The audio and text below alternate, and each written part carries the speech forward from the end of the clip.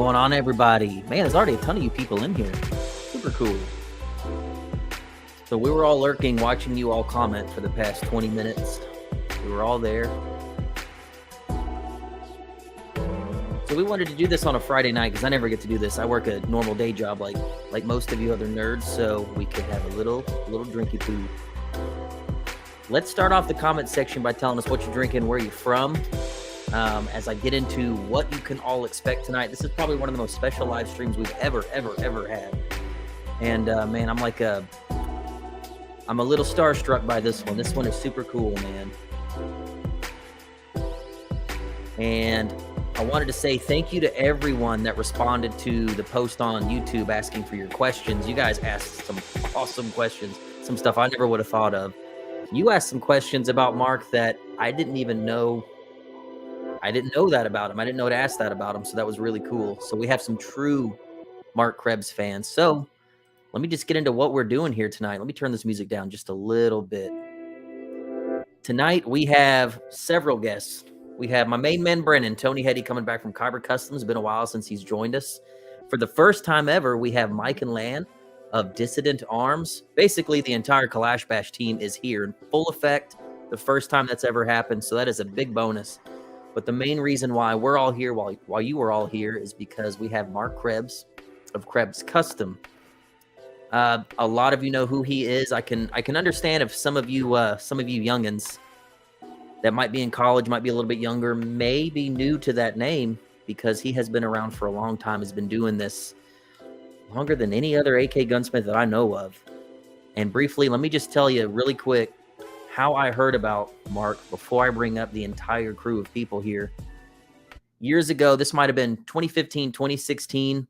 I'm working a normal day job. I'm eating my sandwich every day at my computer, looking at AKs that I could never afford. I think I might have had an Arsenal SLR 107 at the time. I might have had a Wasser. And I had heard about these super sick AKs that this company named Krebs Customs was making. I think at the time, they were AC-15s. And I remember going to his website every single day on my lunch break, and I would just stare at the same gun all the time. Every day, me and my buddy, I would look at this same gun every day. He was building on Saigas back in those times. And I remember thinking, dude, if I could ever have an all-out, balls-out AK, if I could ever just have one of these AC-15s, that would be it. And I ended up buying one eventually. I wish I still had it to this day, but, I was super young at the time, and guns come and go. But at that time, and even today, I think Krebs Customs was so forward-thinking, making so many handmade, bespoke parts, doing so much with his AKs compared to anyone else out there doing it. He was second to none. So way back then, even before I ever got into AKs, he was doing this. Some of you are much older than I, and some of you own Krebs Custom AKs in the comments. I know some of you personally.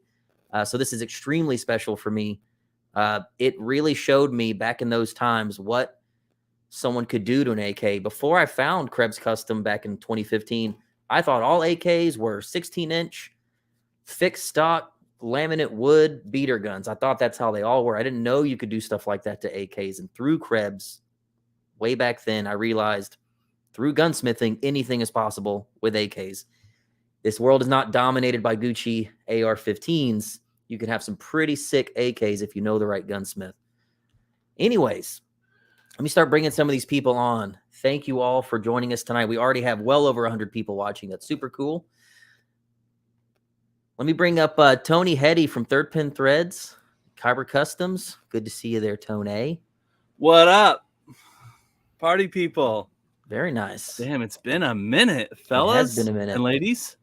Let me bring up Mike and Lan from Dissident Arms, the other part of the Kalash Bash crew. You guys have never got to see them live. Here they are. What's up, guys? Hey, guys. Look at all the Gucci-ness going on back there. And without further ado, let me bring him up. The man himself, Marc Krebs. Hello. Man. Hello, Mark. How you doing, Mike? When? Hey, Mark. Well, Mark, let me start off by saying thank you so much for doing this. I know you had to move mountains to be here tonight. I won't get into why, but thank you so much for doing that. And Thank you to your help off camera so much for helping you put all this together. That was this is so cool that we're doing this right now. I'm getting pumped. Getting pumped. Heck yeah. Hey, Tony, everybody knows you, but briefly introduce yourself. Hi, I'm Bert McGirt. I'm with Kyber Customs and Third Pin Threads. And also, a lot of y'all I know from Kalash Bash and Lethal Weapons here in Texas. And hopefully we'll get a chance to dive into that a little bit since pretty much everybody here is relevant to that. But we're definitely excited to start getting the hype train up on Kalash Bash. But thank y'all for having me. It feels good to be back. Excellent. Mike, Lan, tell us who you are, where you're from, what do you do, man? Well, I'm Mike, one half of Dissident Arms, and I'm the lead in the shop basically. I handle most things that aren't customer oriented, and if those of you that know us know that we have a passion for competitive shooting, and that's Lan and I's genesis for our angle into the firearms industry. And yeah, thanks for having us. Lan, Yep. yeah. I'm Lan, the other half of Dissident Arms, and I used to answer the phone more, and now I'm more in the back doing sales and sourcing and stuff like that. So thanks for having us here. These two are some bad mamma jammas at competition shooting. You guys probably see recently when we've been doing a lot of filming at their local monthly multi-gun match. It's good stuff. So thank you guys for finally doing this. First time we've ever had you, hopefully not the last time. And looking forward to blowing everyone's balls off at Kalash Bash next year. Mark, you're here. Yeah. So in your own words, introduce yourself to us. There's a lot of young people here that are eager to know more about you. Some of them are meeting you for the very first time. So if you wouldn't mind, just kind of introduce yourself to us. Okay. I'm Marc Krebs. I live in Illinois. We've been doing it since 1985, and I used to build race guns. Actually, we were general gunsmith for a long time, about 10 years, race guns for about 10 years, and then all the rest has been AK.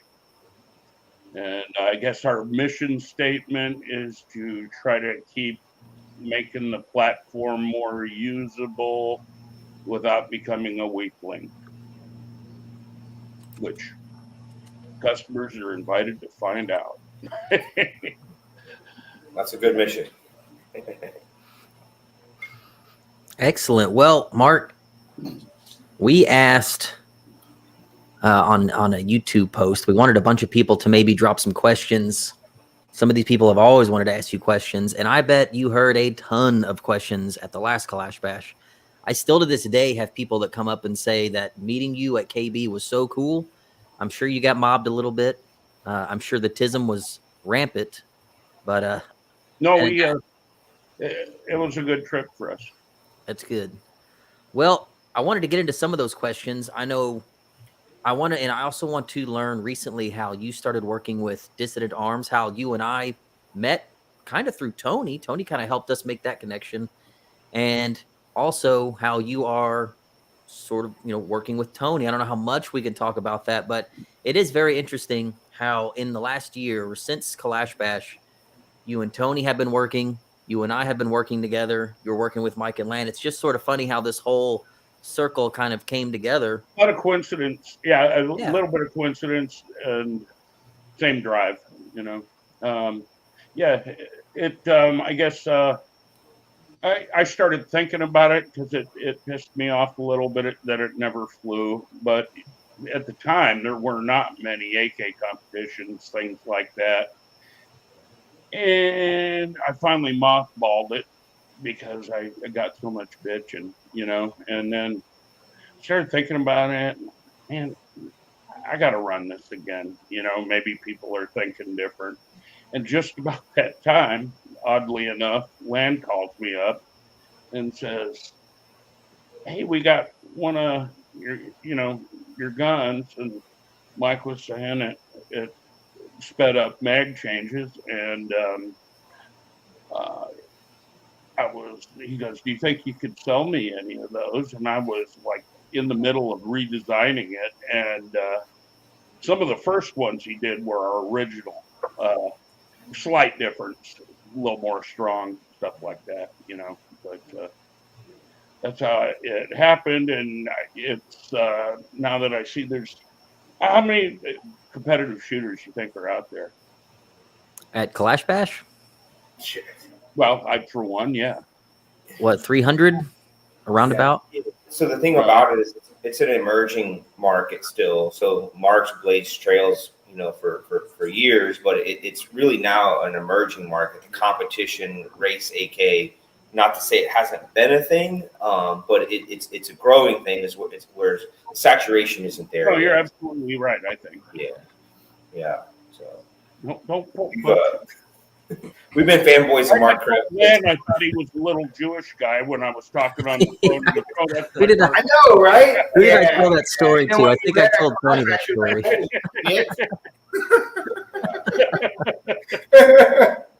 Yeah. So we've always been about the shootability of guns because we're competition oriented individuals, and so and then our introduction to the AK platform was actually in shotguns, and then so we did some things there and that we're known for, but rifles was always a thing that that I looked to others for, and Mark was stood out probably like no other as far as the part development. Yeah, he wasn't just building kits; he was putting parts out there. The shootability of a gun above and beyond standard manual of arms, and so that's been a big thing for us as we kind of take our step not out of shotguns, but take 1 foot off of shotguns and step onto rifles. And so that for us right there was it's really important to make sure that we choose the right parts and the right procedures and so forth, and that that our shop's fully set up for it. And so we just took things slow, and then like Mark was alluding to, Land contacted him, let him know that we were interested in some particular items, his speed load system. That's what he was referring to right here. So you'll see one of our new Defector stamp guns right here. This has got Marc Krebs speed load system on there, the flange plate, the ejection spring, his extended magazine tab, mag catch, and then you're able to choose either an index finger, so you have an extended release on that, or one of our thumb releases. So if you want to completely erase it out, so that system's something that I had seen that Mark did, on a certain number of guns, over a decade ago, or at a decade ago, somewhere in there, and was always really intrigued by it. And our shotgun mags pop out because there's follower pressure and they're a straight insert, but AKs, as you know, are traditionally rock and lock, and so there's always been an issue with going straight to the belt for your reload, right? As you know, Clay, you're a reload practitioner. And so you can't go straight to the belt, or if you go straight to the belt, you're going to come back with a magazine in your hand already, right? So Krebs system allows the magazine to actually eject from the gun just by depressing the extended mag catch, whether it's an index finger or a thumb. That magazine's out of the way, and then you're able to come back up to the gun, straight from the belt. And then, the flange helps you index the magazine properly in the gun. It does take a little bit of dry fire, but what does it, to be proficient with it. And then Mark started adding a left side charging handle, which is something that, we all know is super fast and so forth. And we do that on shotguns also. So we've been kind of putting something together that we do and what Mark does. And it's been a pretty interesting build for us, and we're happy to have that system available. So, and we're doing the installs. So anything that Mark can't do for you guys, we'll install it for you. I don't have time to do them. Yeah, well, that's what the only person to do it.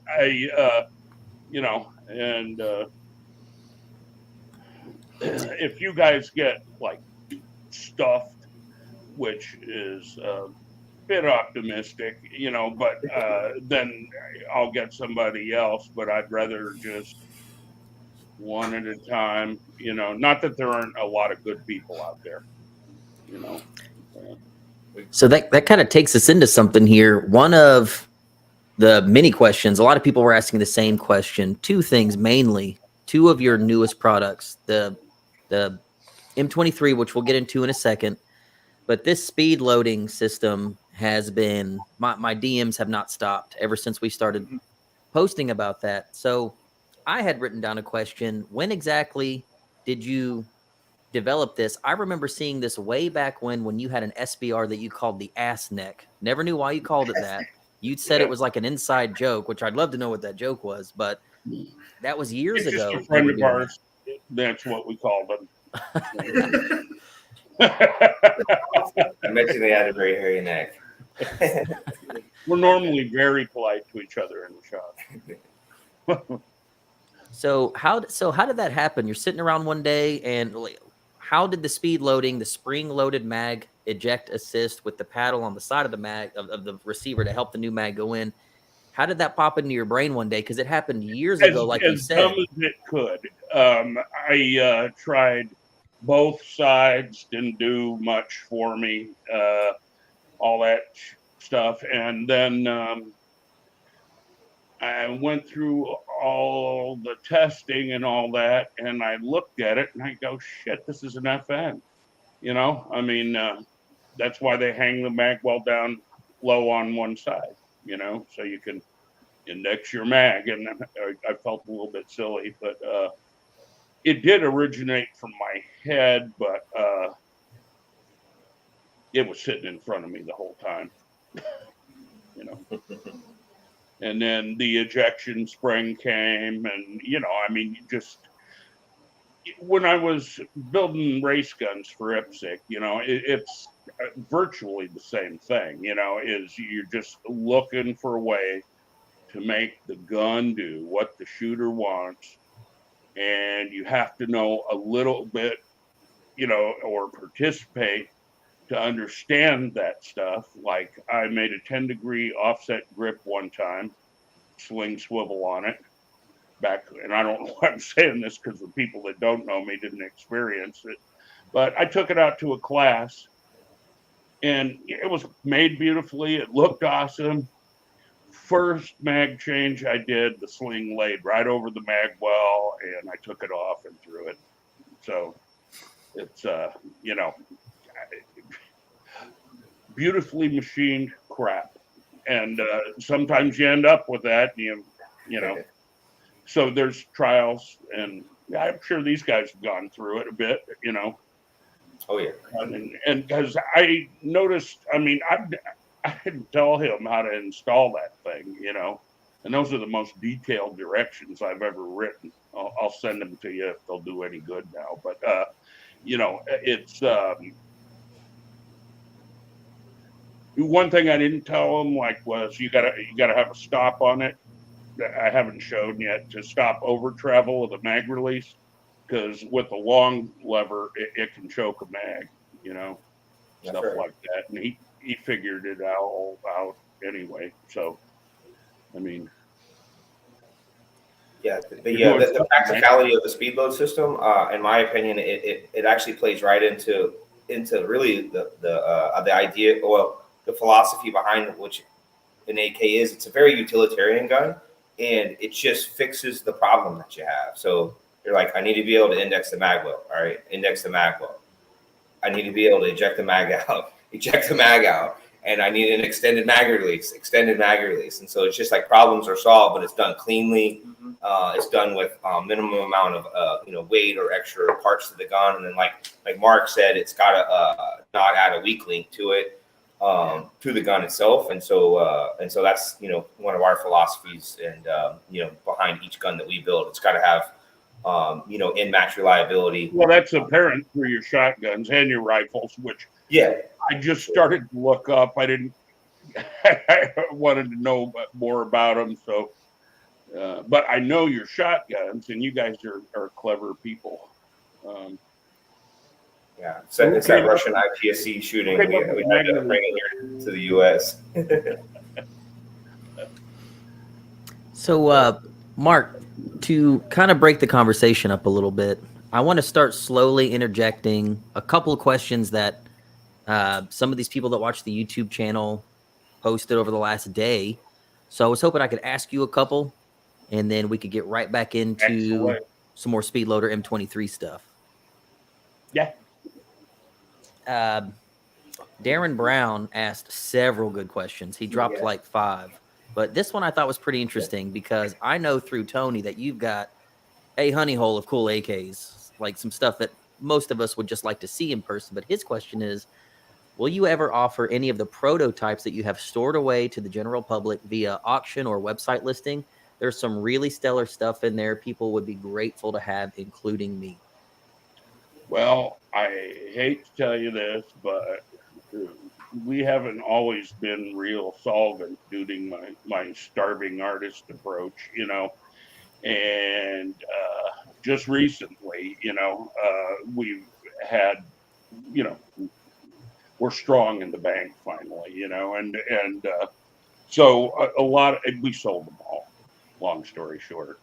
So someone does have your very You rare got, prototypes. We're a fan. There's a one in particular. I do have 9x39 right here.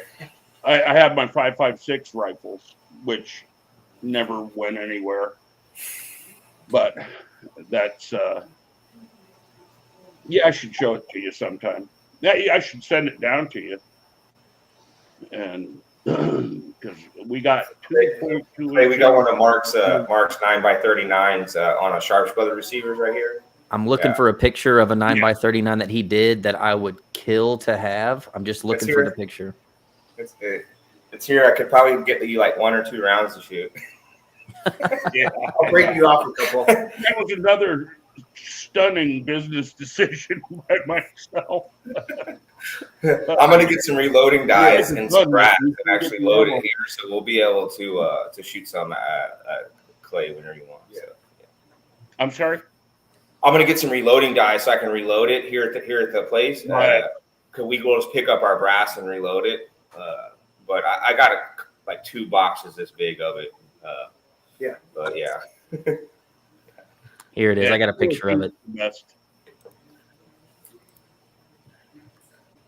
This is probably the coolest little friggin' gun right here. And it's one of your 9x39s.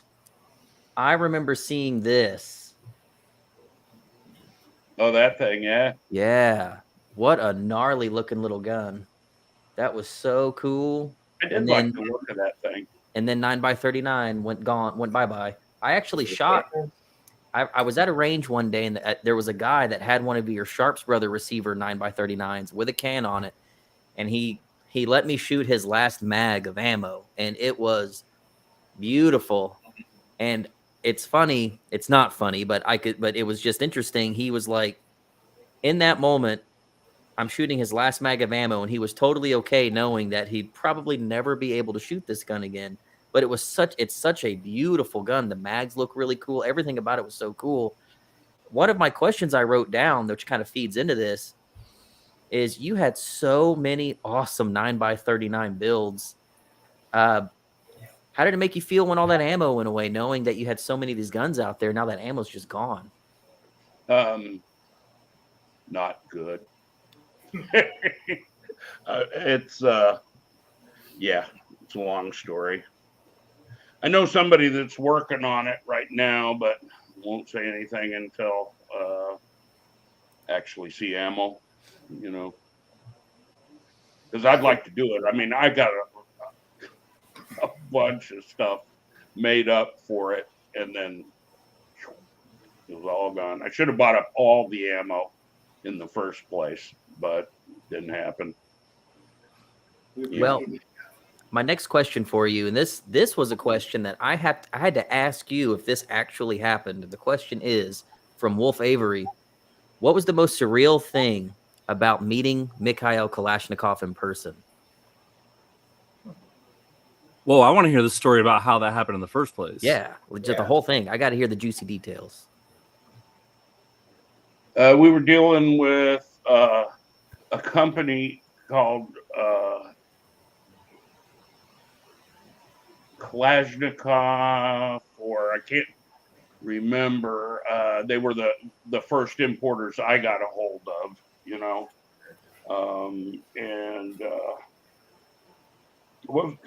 What was the question again? Yeah.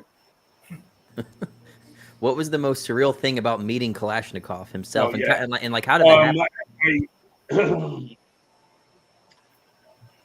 I really wasn't all that excited to see him until we started rolling up in his driveway, and I really started thinking, man, because I hold him in very high regard, and he was a thorough gentleman, and So this was in Russia.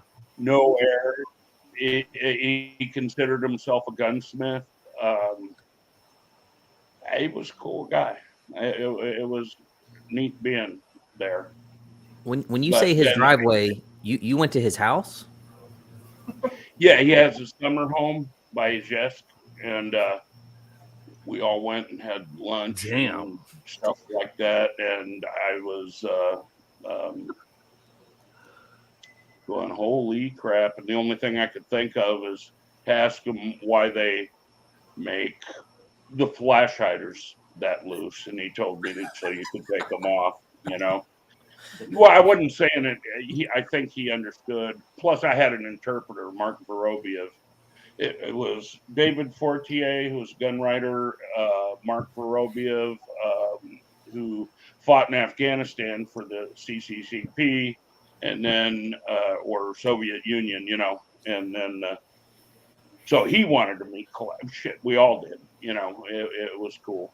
And went to Tula and all the museums. They wouldn't let us into the factory. And then the night that we went over to his house, it was 9/11. And we came back to our hotel rooms and saw pictures of airplanes going through buildings, Damn. Damn, it was the same day. So Damn. so you were in Russia doing what exactly? And how does one set up a meeting with Kalashnikov while you're in Russia? How does that happen? It started out with David Fortier was asked by the company that I was dealing with if wanted to go to Russia and do it, and they weren't the most sincere people on the planet. And finally we said, I was talking to Marc Vorobiev, and he said, fuck it, let's do it, and so we did it. And it was, I'm really glad I did. And I'd quit drinking for 8 years. We rolled in there, went to special or quick reaction forces. Then we went to a disco, and I hadn't drank in 8 years, and I got freaking obliterated. And they got in a big ass brawl and tore that place up. And the head of this quick reaction force, that dude was huge and built, and it was a real interesting trip, no doubt. Dude, that's so crazy. I would probably lie and add to the story and just tell everyone that you slept on his couch for a night. That's fucking crazy. Hung out with Kalashnikov, slept on his couch, and just said, "Hey, why is your muzzle device so wiggly?" I didn't say it like that, but okay. No, he was way cool, but 9/11 kind of screwed it up because it just shifted attention. Oh man, I bet. And I never did write him. I wanted to write him and tell him that from one person to another, that seeing somebody like him was inspirational, and the cool part was I really liked who he was when I got there, and he was just a neat guy. He was pretty cool. Did you took pictures with him? Yeah. That's pretty. Did I bother to gather them up before? That's pretty dang cool. Damn. I'll get them in a second. Hey, Virginia, do you know where the pictures are for the when we went to Russia, see Kalashnikov. Yes, Damn, please. that's a fucking story, dude. Fuck. Yeah, that's and That's the why fact I that was really ready to the go. fact that you got into a Chester Rumble at a disco around the same time is just so I'm thinking of very Not to bad get people. way off on you, but when we went to the Russian embassy, and this was the third group of flowers they put around the American embassy, it was just freaking covered, and ladies crying, and and they were having the Chechnyan thing going on, or Chechen, at the time, and I don't know, it just kind of gave me a feeling of wow, I mean, people give a shit all over, they really do, and it's sad to see them having conflict now with Ukraine, but So, Mark, this is 2001, right? So how far in 2001 were you like solely focused on the AK stuff, or was this just kind of a new thing for you at that time? no, we were solely focused on it by then. When I moved, I had to move my shop. I'd gotten sick before that, and a few people turned their back on me. It kind of, competitive shooting is hard. I mean, it's a tough crowd, I mean, they work, so you want to, I don't know, nothing. So 2001, you were pretty much committed to the AK game at that point. Totally. Okay. Yeah, who else is even in that realm around that time? I know, like, Right. so like I was still Gordon in high Tech. school. Yeah, like Gordon Tech was I putting don't AK think kits anybody together at was that time, but like who was totally dedicated to AKs back then? I think the guy's name, oddly enough, is Bob Weir, but he made AK accessories. He was the only Ace products, right?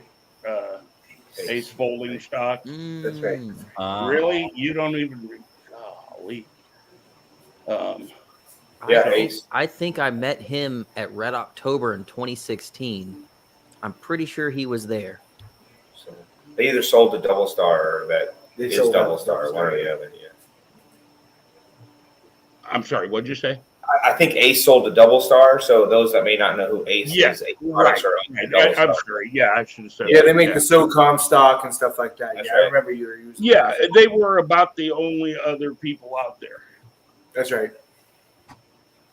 that I knew of, and I mean, in 1985, I wasn't working on AKs. Well, no, excuse me, I did for myself and one other customer that was way into them. So I was doing that, and then I got heavy into the IPSC gun thing, and then moved to the AKs. That's it. And the reason why I did that is because it is the most reliable platform on the planet that I know of.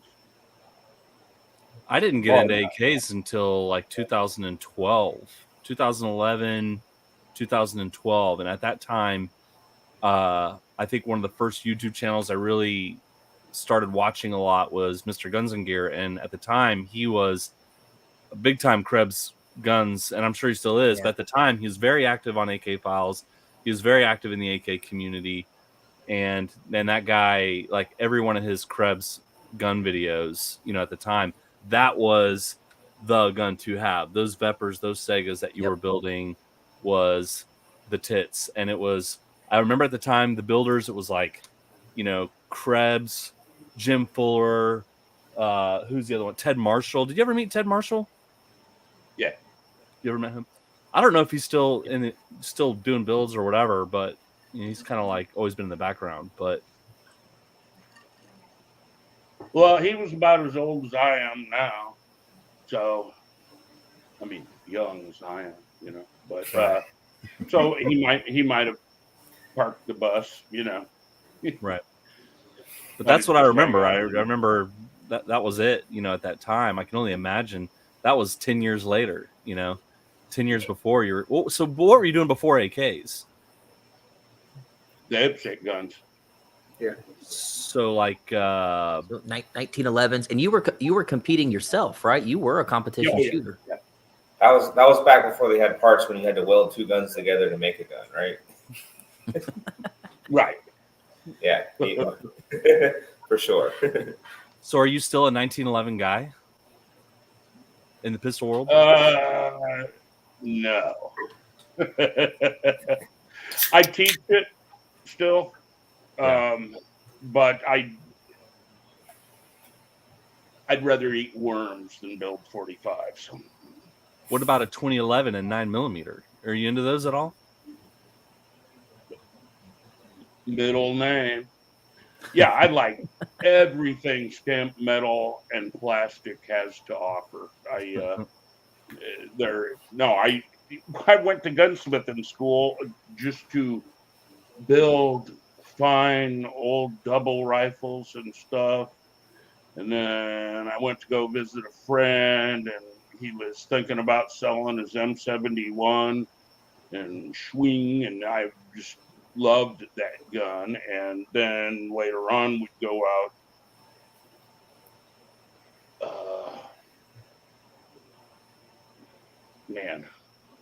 killing rabbits. And my gun would last all night. I mean, I'd bring it in the house and it'd freeze up and it'd frost up, I mean, they were, and, other guns were puking. Of course, we were all gunsmithing students, so it's not really fair because everybody was messing with everything, Mark, I have a question. You have a competitive shooting background. How does it make you feel to know that, and you were into AKs years before most people were heavy into AKs. It seems like you probably would have been in the minority back in those days. As a former competitive shooter, yeah, does it freak you out knowing that there is a huge exploding world of competitive AK shooting, like where it's only AKs at the match, where it is blowing up right now. I had no idea that would happen. Because everything was so negative when we first started, that part's over $5. I only paid $150 for my rifle. Doesn't make it any cheaper, And I mean, at first I had basically tightwads because I'd say a lot of them didn't really even have an appreciation for the platform. They just wanted to shoot inexpensively, So, but then over a period of time, I got rid of that. And I will say the entire time, and this is bar none, working as a general gunsmith or a IPSC guy, that it is the best crowd of people I have ever dealt with. As far as now, I don't know if you guys, Lynn and Mike, got that, because I know competitive shooters can be a little bit hard on you sometimes. I mean, I've told guys, hey, you're going to have to wait 2 weeks, and I hear bullets whizzing around in the background, because they're in combat. And they go, okay, you can tell a IPSC shooter that. Ooh. No way, I got out my gun, and you know the deal. No comment. Right. You can't.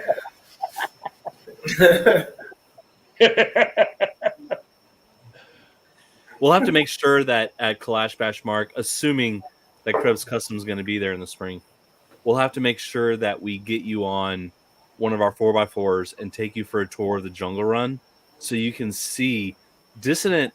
There's a reason why at Kalash Bash, that we've worked together all these years. There's really, and I feel like Lethal Weapons, man, it was like you could just tell at Lethal Weapons just how dialed in, y'all were.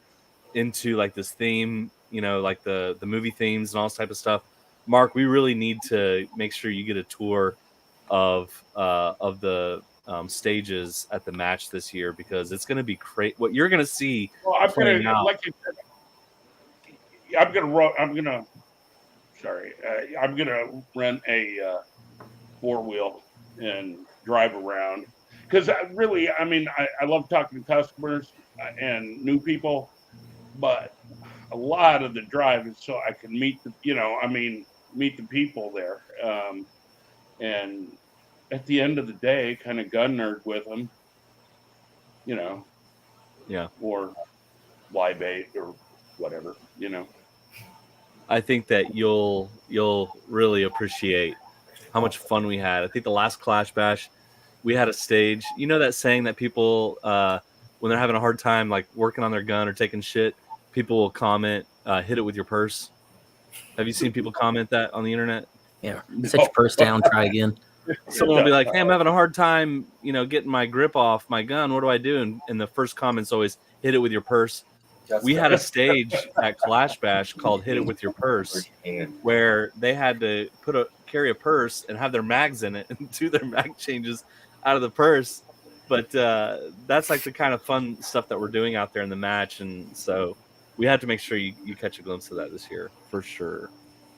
Yeah, I'm gonna be all around there next year, or in the spring. So, Mark, I think it's interesting that we're talking about all this, because when we started the live, I kind of went on a monologue about when I don't know, I remember how old I was in 2015. I'm in my early to mid 20s around that time, and really bitten hard by the AK bug. And I would literally go to your website every day on my lunch break, and I would look at these AC-15s with the peep sights and the pick mount for a dot and your key mod, handguard, everything about it I thought was so just totally next level. And back then, Saigas were available. I thoroughly enjoyed the AC-15 that I had, and it really showed me how awesome AKs could be. Before that, I didn't know people. I never even really knew about AK gunsmiths. I didn't know. I grew up shooting Wassers into trash. I didn't know people took time on this cheap platform to make them awesome. I had no idea.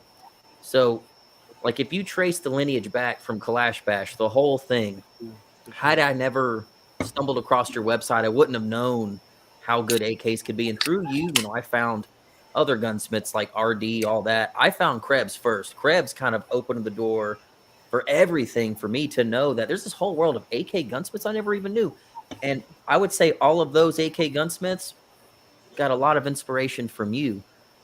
I had a really good conversation with these two here at Dissident at their shop the other day, and I know that. And I'm gonna let you elaborate on this, guys. But I know Mike told me like how much you truly inspired him to be a gunsmith, and how you would go the extra. I'm gonna butter you up a little bit. So he pulled out some of your old builds, an old 308 that you did, one of your old speed loading jobs way back in the day, back when it was like a real thick piece of metal welded into the receiver, all formed. The lead weight. Yeah. And, Mike's telling me like, man, nobody truly knows. A lot of people would never notice the amount of work that he was putting into AKs back before anyone would work AKs. He's like, look at this quad rail on this 308. Do you know the parts he had to make to get this to work? You don't even see it. No one would ever know. It's completely bespoke to the gun. That's how forward thinking this man was before anyone else was even doing stuff like this. So I want them to talk about that a little bit, of how much of an inspiration you were just to gunsmiths in general, really grinding on AKs these days. So if you guys wouldn't mind, that was a really cool conversation we had the other day, and I was hoping you could elaborate on it. So Mike showed me this video of this cool little AK with the speed load and the ejection. And then we actually ended up going to our first SHOT Show. And we met Mark. He was sitting on 2013. He was sitting on a stool, and I forgot what booth it was, but I was like, this is the dude that did that. And Mike explained it all to me, and I didn't really get it until I started seeing, all of the stuff that Mark was working on. it wasn't just building AKs; it was bringing innovation to the platform. And I'll let Mike elaborate on that a little bit more.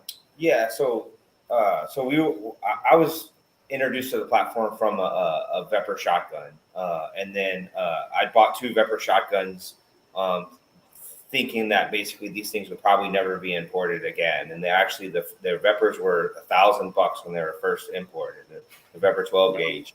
And so from then, I actually bought a couple of Sega rifles and started looking at parts and guys that had been doing work on them for some time. And Mark had obviously been working on AKs for almost 20 years at that time. And so he actually had a well-developed parts program at the time, and also was making custom parts that he would use for his builds. And so he, you remember your SOCOM Sega 308? Yeah, you made a forward handguard retainer. Only because I saw a picture of it. I'm sorry. What? Yeah, okay. Yeah, and so I actually contacted Mark. And I called the shop and contacted Mark about that part because I wanted to make, he wasn't making any more of them. He had already sold the ones he had made. And I wanted to make my own SOCOM Sega 308. And I needed this part to be able to mount this RPK Mako rail onto the gun. And it was a super custom part that you had to weld into place that had a pin. And it was so well machined, so well made. And it was like he had to dig a couple extra that he had out and was willing to sell them to me. And I was like, no one, you know what I mean? And then it was a part he didn't sell on his website. And so anyways, that was one of the interactions I had with Mark, and then seeing him at SHOT Show that year. And then later on, after being introduced to AKs more and realizing, some of the value of them and so forth, I actually bought a Mark's, like a Krebs Speedload gun, one of the early ones. It wasn't a full one with the sight rail over the dust cover and so forth, but it was a Sega with a Magpul furniture, and it had the original Speedload system in it. And so I've had that gun for about 5 years or so, and we've been wanting to get into rifles for some time. It's something we've been able to do, but we've been so covered up with shotguns. And then, our Galil projects, as you guys know, and the Galil stuff we've been working on. But, as we're stepping into building our own rifles, offering rifle services and so forth, some of the older connections with Mark, brought forth the fact that we need to contact this guy. Yeah, we just took a shot, gave him a call, and said, he happened to be, kind of reviving the Speedload project, at the same time that we were like, hey, we're highly interested in being able to offer this on our guns, both internal builds and as add-ons or conversions that customers can send us and so forth. So, our connection from Mark goes all the way back from literally when we were very first messing with our AKs. We don't have a license. We're just regular dudes that know nothing about guns at all the way to where we are now, which is, we've had our own impact on the market and so forth. And, but for us to be here and for Mark to be working with us, to Mark being part of Kalash Bash, is, just like, it's like a full circle kind of surreal thing, in a way, as far as like what we're into.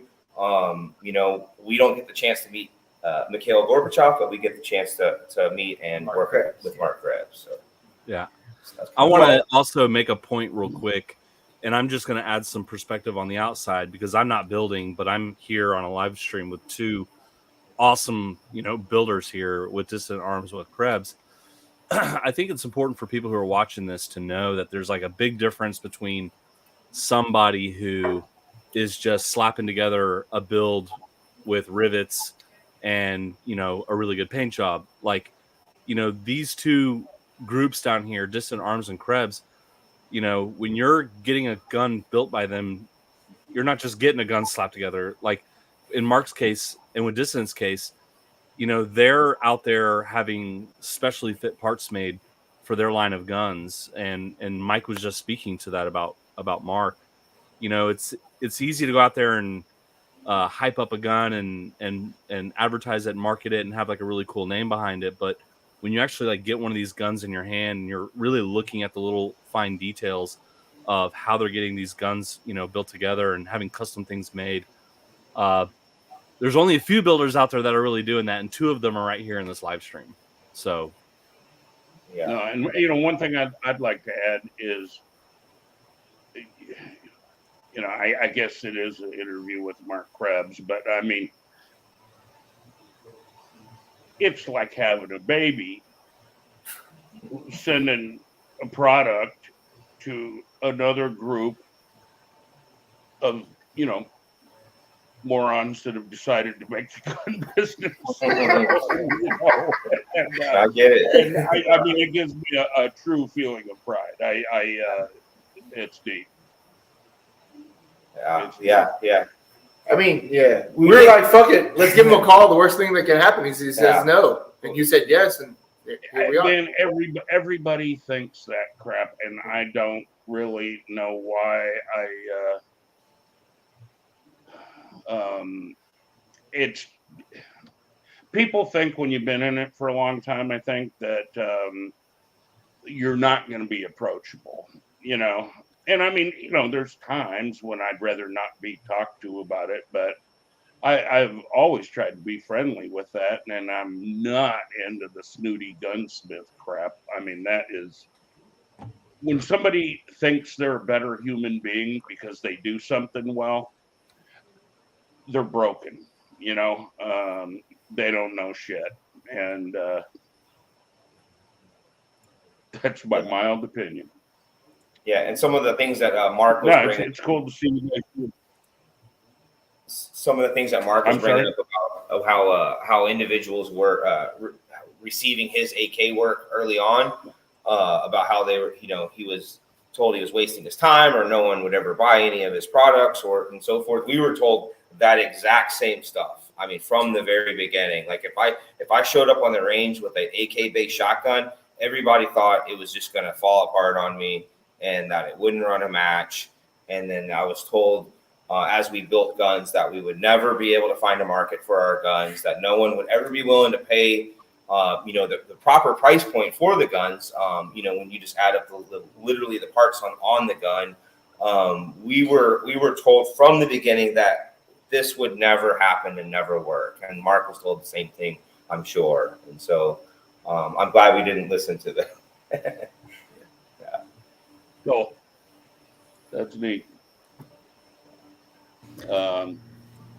Yeah, I love talking to other gunsmiths, and you learn stuff, and it's kind of a special group too, for the most part. Some of them really cool, and some not as cool. That has been my experience. Like I've always noticed, gunsmiths are some of the most eccentric people I've ever met. Anybody that gets in the creative has got a short oar, Yeah. And I've got a family history of freaking artists and, stuff like that, and musicians. And so I'm in the short oar club, So that's actually a really good transition into one of our other YouTube questions posted yesterday. And I was actually curious about this. Where was it here? So a commenter asked, outside of gunsmithing, and which we all know you very well for, do you have any other talents or hobbies that have nothing to do with gunsmithing? Absolutely not.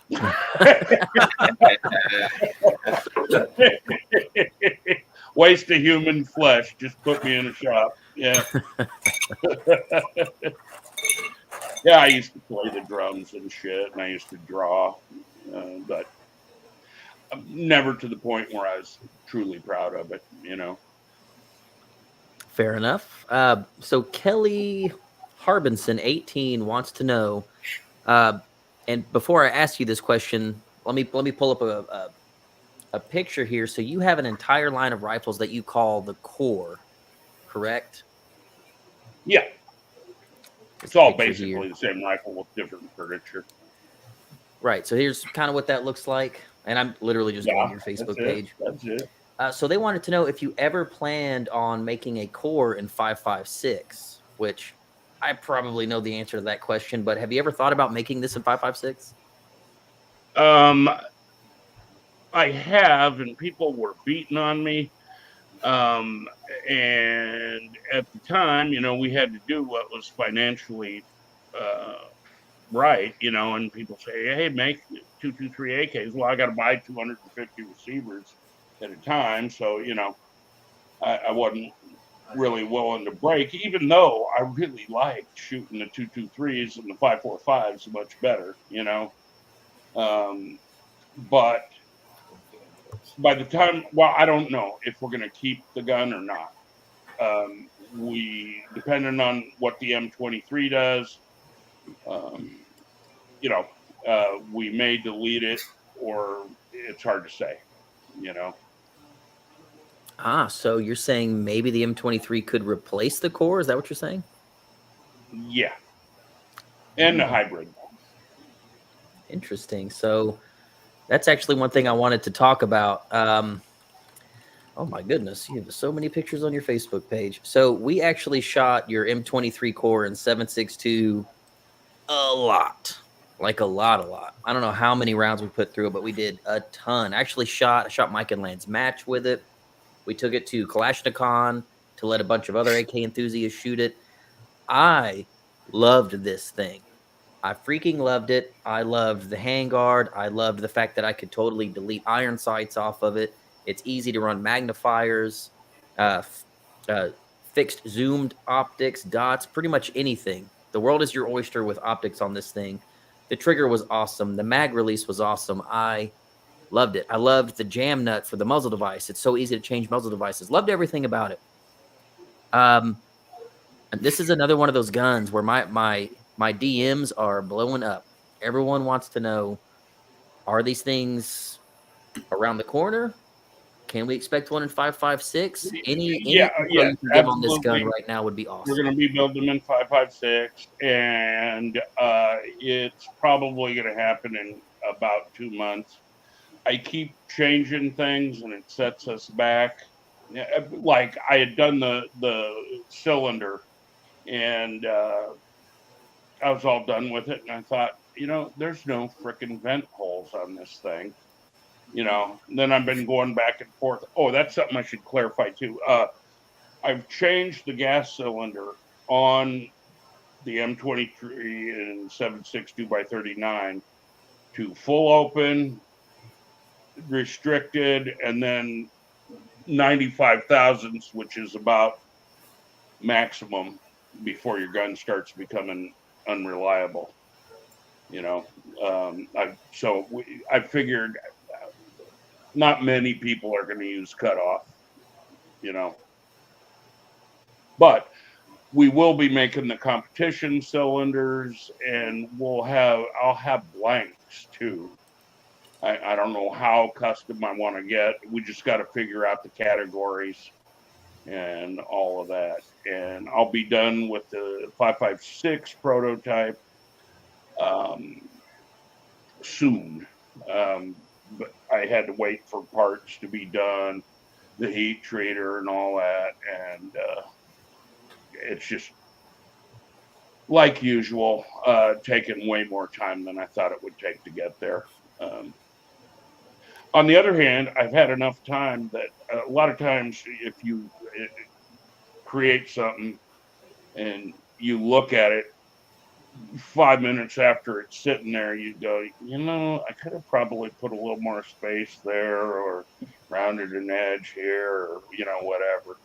So that's been going on as we go. And that's the only positive part of that. But I'm hoping we'll be pumping them out in about 2 months. Hey, Which Mark, is what I said 4 months ago. Mark, is the speed loader going to be like a standard feature on M23, or are you going to make it as an option on that gun? I would make it as an option, yeah. But they are labor-intensive little boogers, and that's why it's really good to know people that, there's nothing wrong with CNC parts, but when you get guys that craftsmen, for lack of a better word, artisans. That's a different deal. And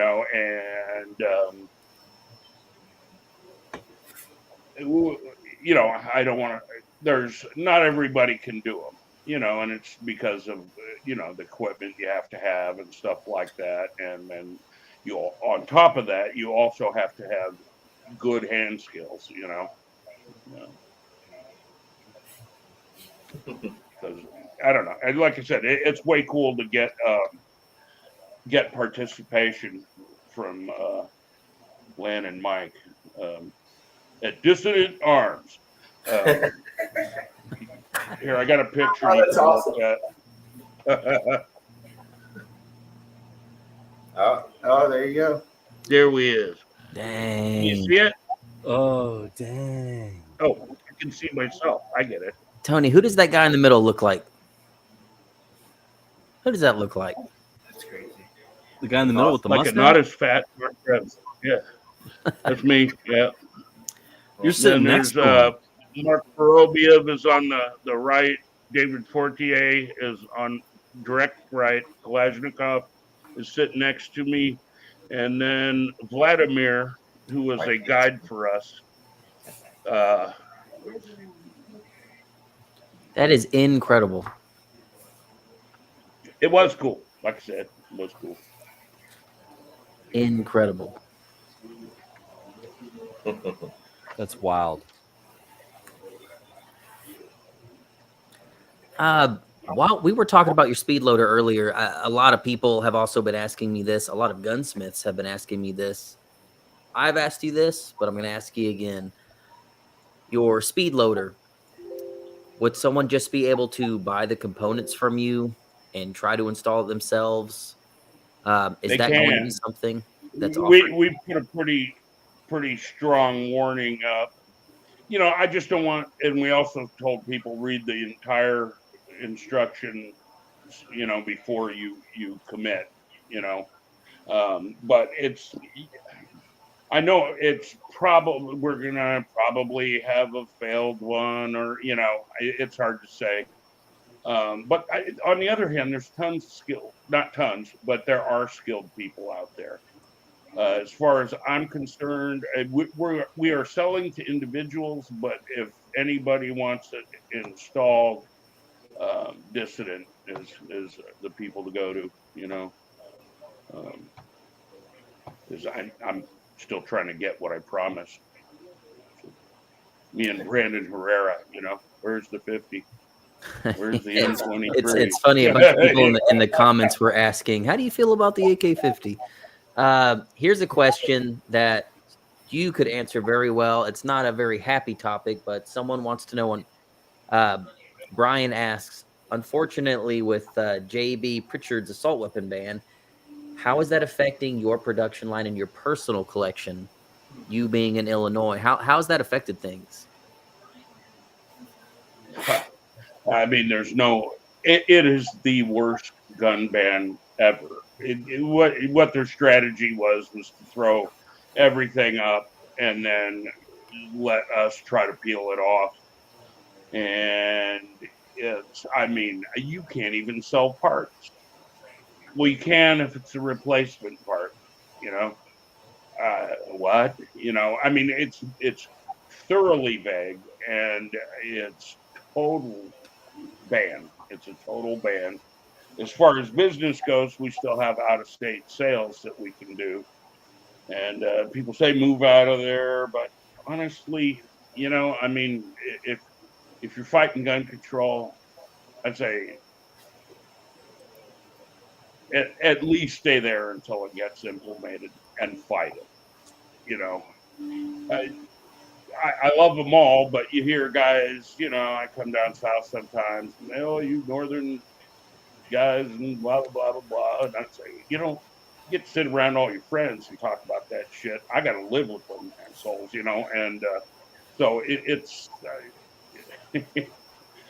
you got to stand and fight, it's costing me money, donating to the, the lawyers. I suppose I shouldn't mess with that And So, you know, for and instance, why?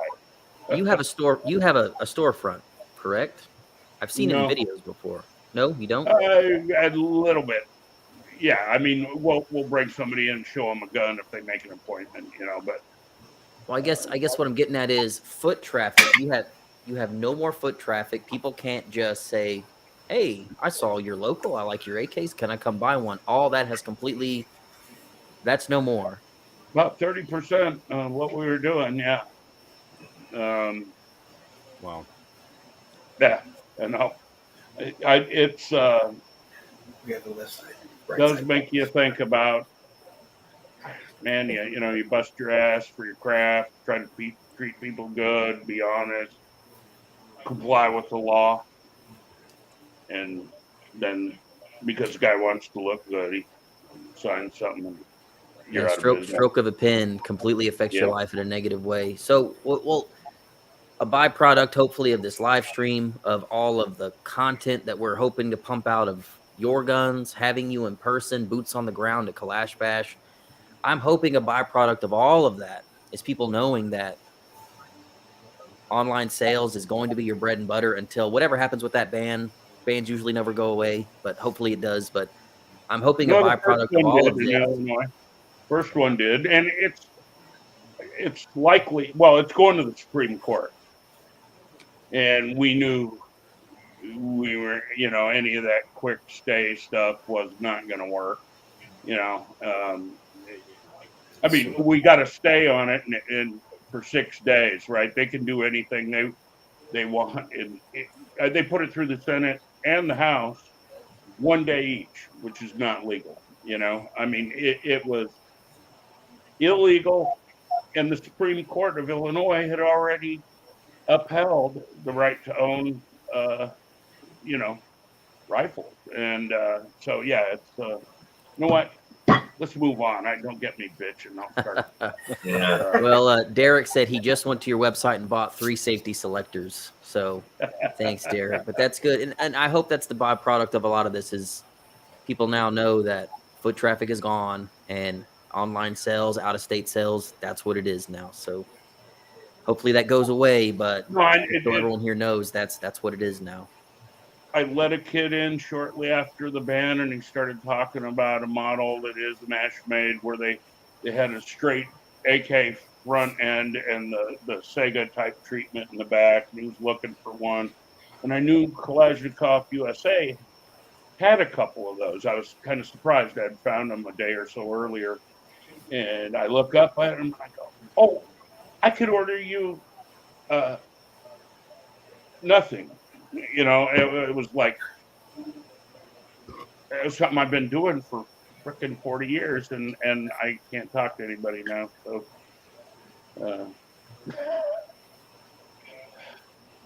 yeah, another topic. So happy topic. I got another question for you here, and then I do want to turn over to the comment. The comment section's been blowing up. We have one of the highest view counts we've ever had, Mark, and that is no coincidence. It's because you are here. Just so you know, these people do very much care about you. But I had a question. You've been doing so many builds for so long. And I know you've done a lot of one-off builds. Like I saw the gun that you built for Mr. Gorka, that really cool freaking gun that you did for him. My question is, if you could have one gun back, maybe sentimental, maybe it was this one-off really custom build, but if you could have one build back, just one, maybe for sentimental value, which build would that be over all these years? Can you think of one? I had a Galil pistol that I had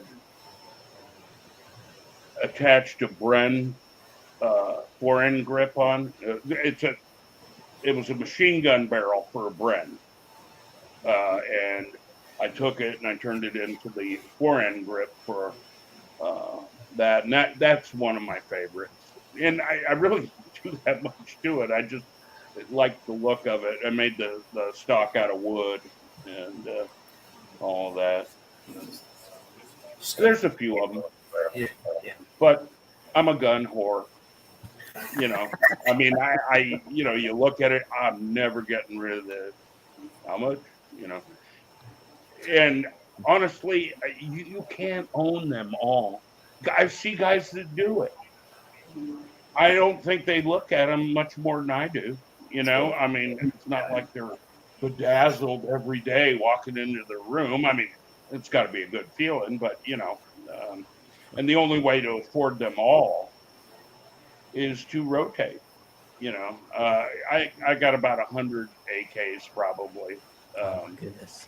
And contrary to popular belief, none of them are modified. I like the guns the way they come out of the military. And what's right for competition isn't necessarily right for combat, which isn't necessarily right for self-defense. It's interesting that you say that. Tony, you have a Krebs Bulgarian 74 build, right? Yeah, Mark, I don't know if you remember, but I bought a 5.45 gun fixed stock from you about a year ago, maybe a year and a half ago. And I can't remember how that all started, but I think you had some guns you were selling, and I was like, I need that 5.45 gun that you're selling, and it ended up working out. I was gonna say, Mark, because you've done a lot of work on Vepers, Mike and Lan have a Vepper that's pretty. They've got several Vepers. I'm trying to remember which one it was, Mike, that you were showing us when we were at your house. I want to say this was one of the Legion guns. Yeah, the two most rare Vepers that I have are they're rifle Vepers with hinge dust covers like the Vepr 12. Excuse me. So they're so it's a 20. Yeah, they're so I was getting into guns at the time, and I wanted to buy these guns and I wanted to spend money on them, but I couldn't believe that I was willing to spend that money. And at the time, it makes me laugh because this gun right here was imported by Tiger Royal Tiger. This is a 5.56. Right. Yeah, 5.56 Molot RPK, and it was $999, and I couldn't believe I was spending the money. And I bought the mags for like $100 or something like that. I bought like 4 mags, and then they never came in again. They're ridiculous. But Tony, the one you're asking about, I just had a good one too. Yeah, the one you're talking about, Tony, is it was a Legion import, 23-inch, 54R with a hinged dust cover. So the dust cover has the same hinge as a Vepr 12 has. So the dust cover does not pop off like all of the FMs. It actually hinges. And I have the same gun in a 308 16-inch barrel, and maybe one more. I can't remember right now. But yeah, there's I'm a set guy. I'm a sucker for sets, and I couldn't get all the calibers before they were gone. So, yeah. There's a bunch of stuff that actually went by. I might be screwing this up, but they had a bolt action, and they called it a 5.45 by 39. But I looked at the ammo, and it had an ass end like a 7.62 by 39. Looked like a little 22-250 in miniature. And I really wish, and my immediate thought was I'll never be able to get ammo for it, but I kind of wish I had got that gun. Yeah. Ammo and mags, always the linchpin of the gun, always. Mark, there's been several comments in our comment section asking about a specific build that you did years ago. A lot of people have been asking about it. The KTR 03. Yeah. People, this is what that looks like. That this was my even favorite used, gun up until the M23. This was used in a movie, wasn't it? Oh yeah, Mr. and Mrs. Smith. You got to see it. Really? Yeah. Okay. There's a picture of Angelina Jolie holding this gun. That's a cool man. Damn. Yeah. Mark, you got some stories, dude. See if I can find a picture. How would you like if I sat there and said, hey, Here it is. Yeah. Yeah, look, there she is holding your gun. Damn, dude. Yeah. Yeah, and it was pretty cool. So did you have to convert it to a blank firing gun before you sent it, or No, they did it. They did it. Yeah. Thank you. who was the group out there that you worked with on that? Guy's gonna hate me now, but I cannot remember it. ISS or Extreme? Doesn't ring a bell. Okay. He's like, it wasn't really a big deal. Yeah. Well, honestly, after you get guys calling you up all the time, saying, "Oh, man, we're gonna make you famous," and they don't, and it can't. I mean, it's people want to get guns in movies, and I mean, I would love for it to be prominent in a movie or something like that, but it's far and few between. They're gonna. And this program was brought to you by Marc Krebs, because he provided the prop gun, and we don't know him. I mean, it ain't gonna happen. Yeah. And Hey, Mike and Lan had some guns in a movie, right? Yes. Yeah. So day shift with Jamie That's what Foxx. it was. That's what it was. Short barrel shotguns, and We got a couple coming up. yeah, we sold a few years ago to a prop house there, and he's just now getting that particular set of guns into some movies. And then, like Mark said, it's places will reach out to you, but it's always that balance of like what kind of exposure will you actually get from it. A lot of times they want super custom guns, which have a price tag attached to them because they have a certain look. But as a small shop, you can't just be showering guns onto movie sets unless you're going to have like some type of return on investment. Right, and they're always no. I'll tell you when I had the most success with that is when I had been spent on that stuff, and can you sell me one? Sure, that'll be $24.50. Exactly. Yeah. And honestly, I mean, if they need to work that into their budgets. It's a balance. With the social media today and the way the internet is, like obviously you can look up a photograph of this like with the snap of your fingers. In times past it was more difficult for that. But it's easy to. It's what you got to do is say, look at me. There's my gun. In a movie and so forth. If you do a good job of advertising that, maybe you get some legs there. But yeah, unless you have like Angelina Jolie saying, "This is a Krebs custom, this, that, and the other," and I can shoot you. It's hard to get it. It'd be cool if you had like a really good lawyer though who like negotiated that into the contract. So in the movie, she's like, "Throw me my Krebs."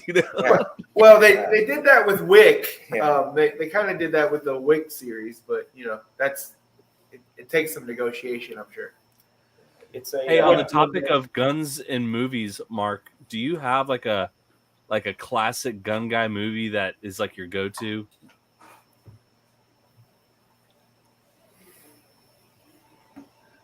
I mean, if it's like Die Hard and crap, I really don't like that. I would if I see that, it's got to be based on truth. I don't know why that's some little caveat in my head, but I don't know. Shoot, like when I came back from gunsmith in school, everybody and their brother wanted to, "Hey, you got to see Rambo 5," and I'm like, and I'm like, it gets old, and I don't come home and turn on Harry Potter Field or whatever. Harry Potter. I mean, I couldn't screw that up. No offense, it's a good company, but I've had enough guns for the day.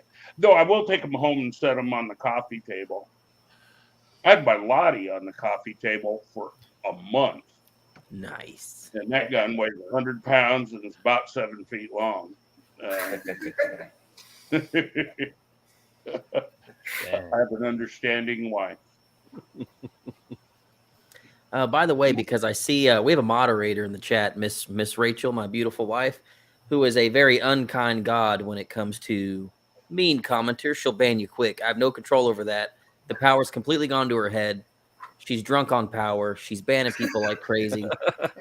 She's a loose cannon. That's what she's doing. But one thing she's good at, Rachel, if you wouldn't mind, she's dropping links to Dissident, Kyber Customs, and Krebs for their Facebook pages, their Instagram pages. She keeps dropping those in the comments. Go Great follow job, Rachel. Go follow all of these guys on their Facebooks and Instagrams. It's the best way to stay up to date on M23 updates, speed loader updates, defector updates, Kyber Custom drops, and of course, Kalash Bash. We all try to keep everyone up to date on what's going on with that, but go follow Kalash Bash too. Okay, we have to do this one. Sometimes people do this, Mark, and it's bizarre, and I got to call him out on it. Gentleman by the name of Freedom Seeds. Money means nothing to him because he's literally throwing money at us in the chat. He drops $5, just flexing on everyone with his $5 tip. He says, when is the 5.56 M23? We talked about this earlier, but he probably wasn't here. He says, I'm super jazzed about it. Absolutely love the 7.62 version. God bless you, Mark. He was actually at Kalashnikov, and he is on camera shooting your M23 in the video that we made. So he's pretty juiced up about it. He wants to know more about the 5.56. I know we talked about it before, but if you wouldn't mind. Well, same gun, same basic arrangement on the gas cylinder, open, restricted a little bit, restricted about maximum. I've yet to find out exactly what that is, but I'll know soon. And then we're going to have a 6-position competition cylinder for both the 7.6. Yeah, we'll come out with the 5.56 first because that'll probably be any, tuning the gas is super important. That was something we caught on about that kind of gave us an edge for a long time, before people really started getting into the workings, and recoil impulse and return spring and, what I'd like to do with you guys is work on changing out recoil springs and shooting the guns because like in IPSC, what people mostly think is muzzle flip is actually muzzle dip. That's when the slide comes down too hard and shoves your gun down. And it's like you put in a lighter where you shoot it, it goes boom, down. And then you shoot it with the lighter spring, it goes boom, up, or the first one's boom, up, down. Then you put in lighter and it's boom, up, and then you get back on, and then finally you pick the right weight spring where you can, and eventually that's what I would do is you get your your shooting weld all together. You can get one on a pistol, it's just different, and double tap with your eyes closed and see how close they get together, and that's something that gives a pistol about another 15% performance. And I think that's worth exploring. Truly. No, we agree because it's a balance of the system, right? And so you have the recoil spring and then you have the compensator working. And so you want to make sure, like you said, the compensator combats muzzle rise, and then the recoil spring will combat muzzle dip whenever it shuts. And so that is something. Yeah, I had guys tell me that were grandmaster shooters. I don't care if the gun flips. I just want to come down on the second time. And we finally got there with the ported. Oh man, I don't know. I'm forgetting it, but with all the holes on the top. That kept the gun down. Huh? Oh, the popple holes on the top.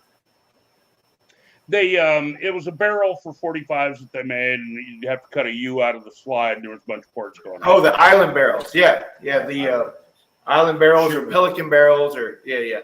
Okay, that's not the first ones, but sure. right after the earth cooled, you know. Yeah. But anyway, and then the 9x20, or what they call it, the 9x25, I believe, Yeah. which was invented by IPSC shooters, which got turned into the SIG round, you know, and that stopped it. And all that'd do is scramble the shit out of your dot.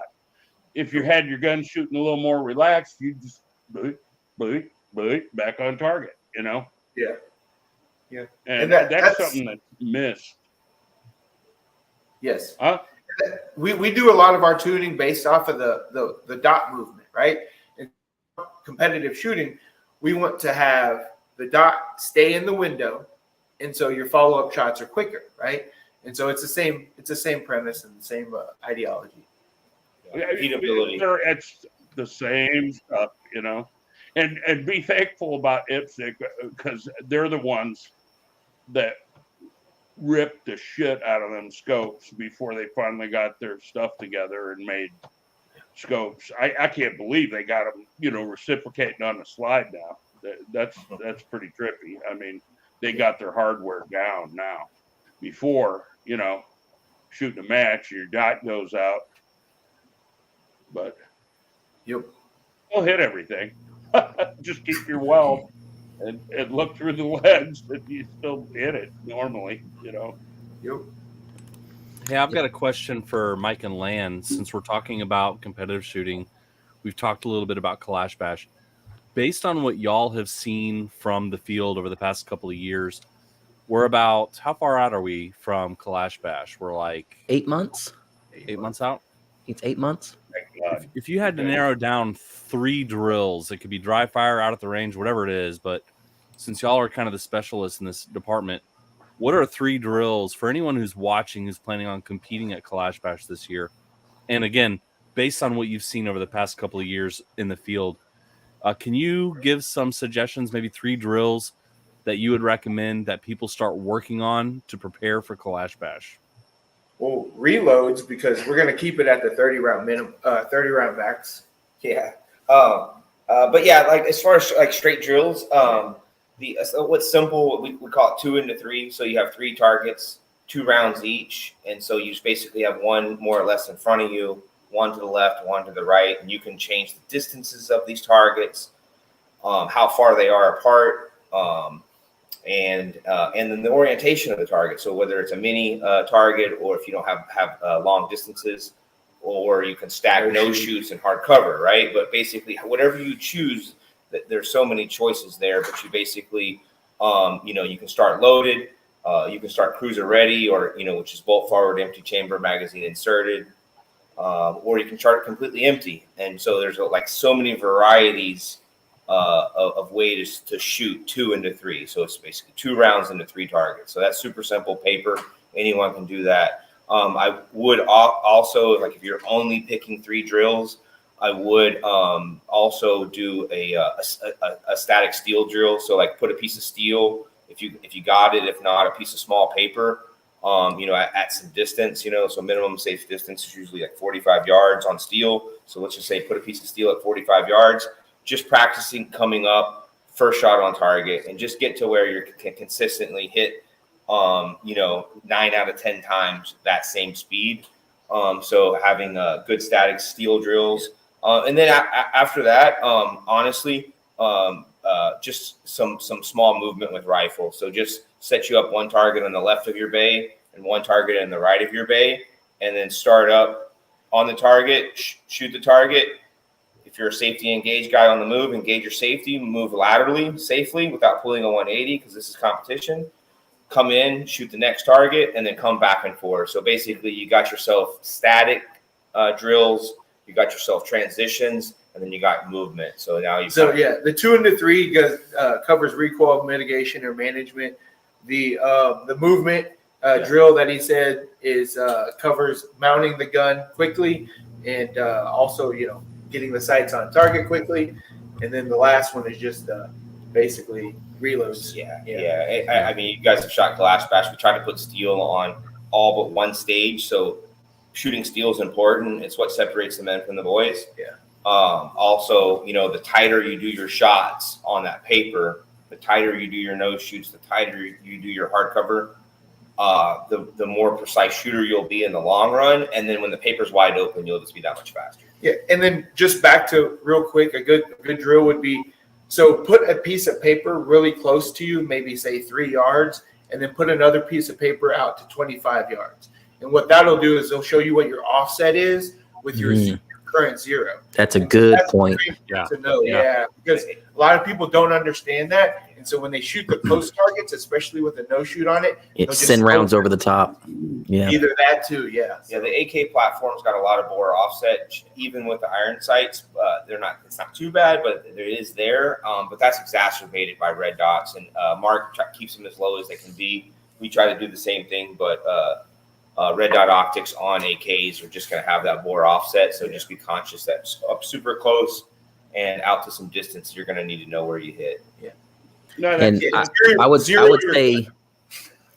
one of the coolest parts about Kalash Bash is we're very jungle run heavy. A lot of running and shooting, and you guys are putting targets where you can damn near smoke it with the barrel touching the target. That's where bore offset comes in. And I would say, I mean, if you are stopping to shoot every target, you're wasting time. If you can get to where you never really come to a complete stop and you're plugging these targets while maintaining bore offset at up close targets, you're going to have a good time. These guys do such a good job of keeping things fast paced, on the run, targets out the distance, and a lot of stuff up close that you are just dumping rounds into, which is fun. But like they said, people forget your dot's 3 inches over your bore, and I'm shooting a target 3 feet away.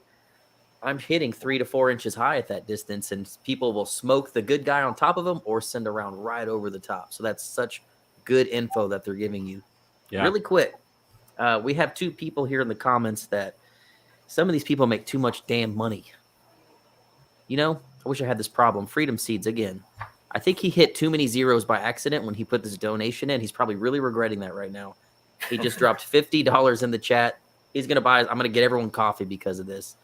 He said 50s for the Bakelite. We actually traded some Subsonics for a Bakelite at Kalashnikov, and that's very nice of him. Another one here, our good buddy Rodrigo, and I wanted to highlight his comment not only because he put some tips in the chat. That's so freaking awesome. He said, put me down for a 5.56 M23 as well. I wonder if Marc Krebs can do a 13.5 pin and weld with a YMH QD break. And Mark, before you answer that question, what makes Rodrigo so special?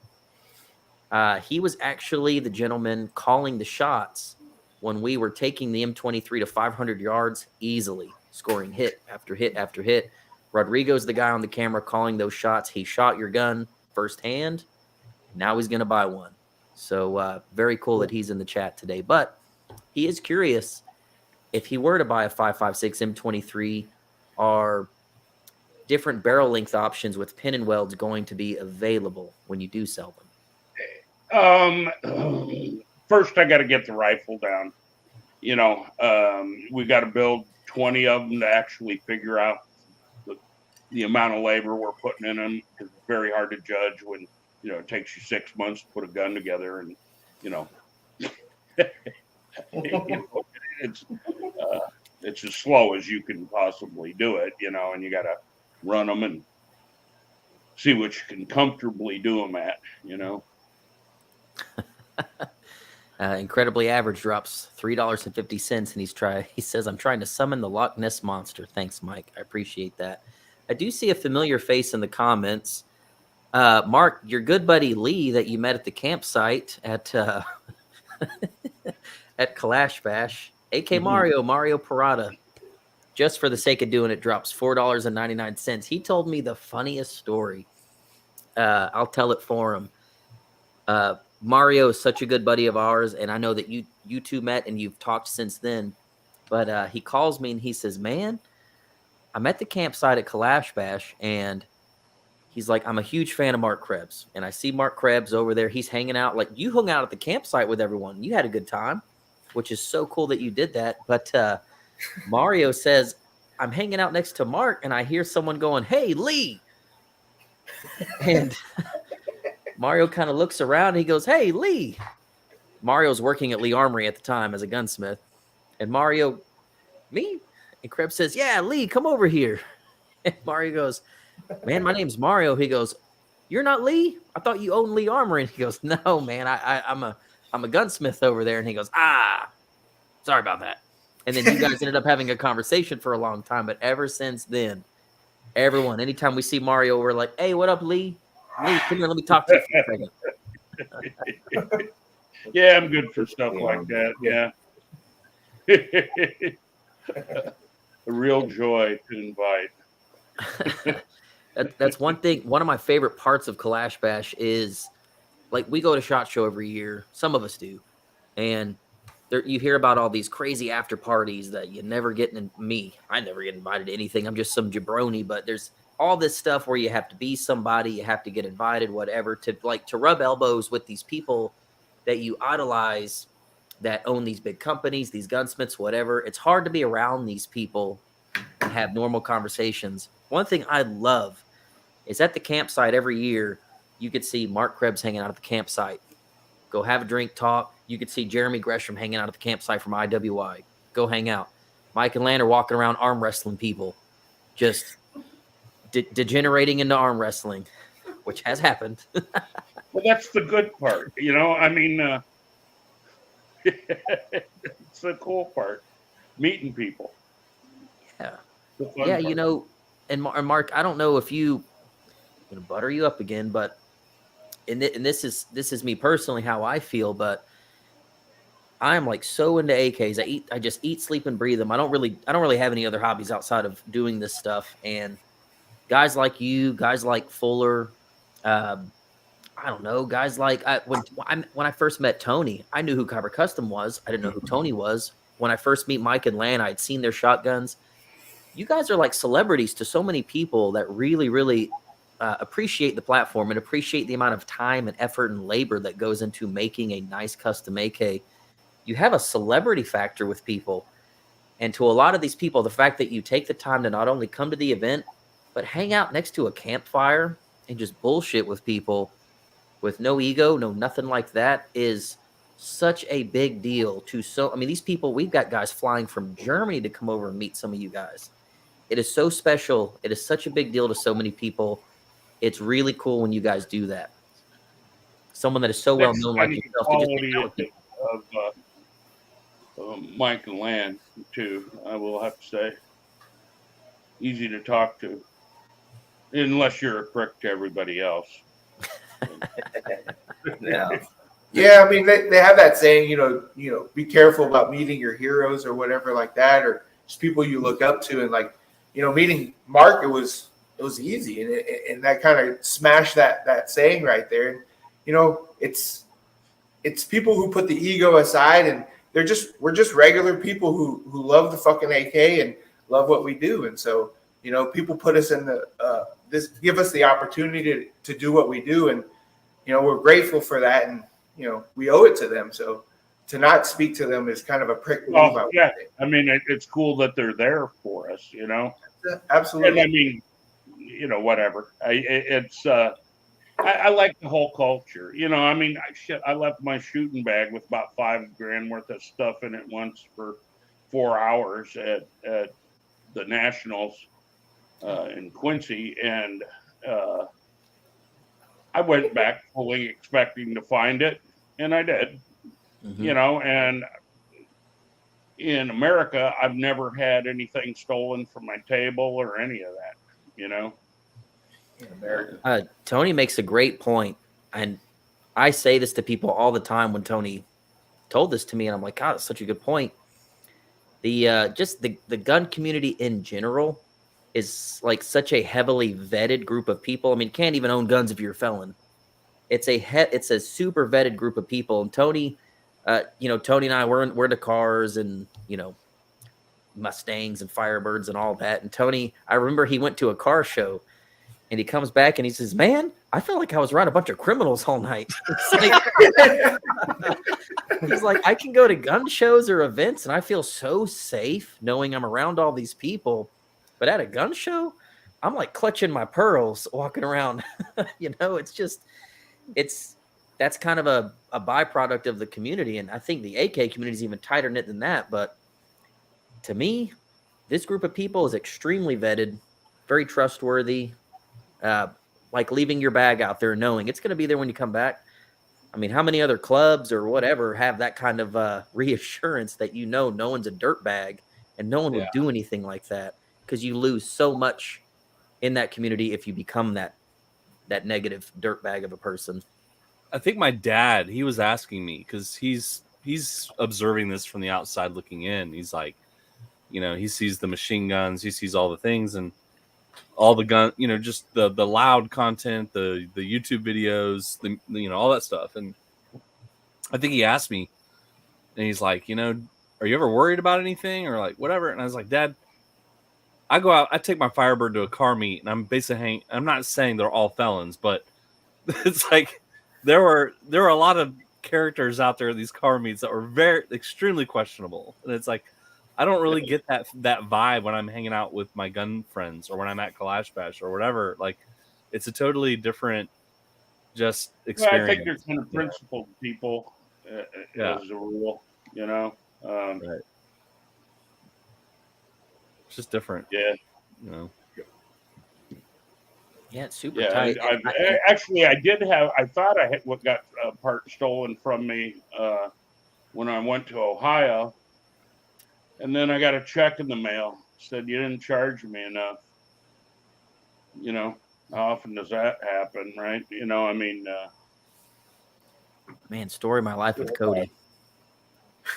Beg your pardon? We have gunsmiths, buddy. Same thing. They'll throw out a number, and I'm like, why don't you charge? Like, you work why do you charge so little for this? And he's like, man, I don't know. Cody's just one of those guys too, where I feel like I overpay him so that I give him what he deserves. But to me, I know how much labor goes into gunsmithing, and it doesn't surprise me at all when I hear certain prices that go into it. Mike Land, and Mark, of course, but this stuff is not it's not pushing pins together building an AR-15. Not even close, not even in the same ballpark as that. No, it's so much more. No, you really, to do it the right way and to be repeatable, you have to really be set up about it. And if you ever want to make your first rifle and your 10th or your 100th rifle the same, you got to have the processes set up properly. I mean, you have to be willing to tear up your own shit first, and then if you learn, you learn. If you don't, you don't, and then you'll end up either getting out of the business or you'll end up being one of the reputable gunsmiths that we do work on sometimes, or you'll end up, developing processes and understanding that you got to just do stuff in the right order and be set up for it. And then what you were saying about the about your other gunsmiths and what they charge and this, that, the two sides of this is that it has to be a viable business and you have to deliver a good product. So it's definitely a balance that's difficult to achieve in the custom gun industry or custom gun market in general. And then as you get into a smaller section of the industry, of the gun market, doing the right thing, always putting out the best work, but then also being able to run it as a business and surviving over time is definitely a hat trick, that we have to figure out. So Mark knows all about it. He's been in it a super long time. No, we've only been really doing well the last 7 years. I mean, I finally got it in my mind, Mark. Well, a guy, Ken Hackathorn, told me, Mark, you're in business to make money, not guns. And I spent a lot of time on R&D stuff that I never got paid for, never turned out.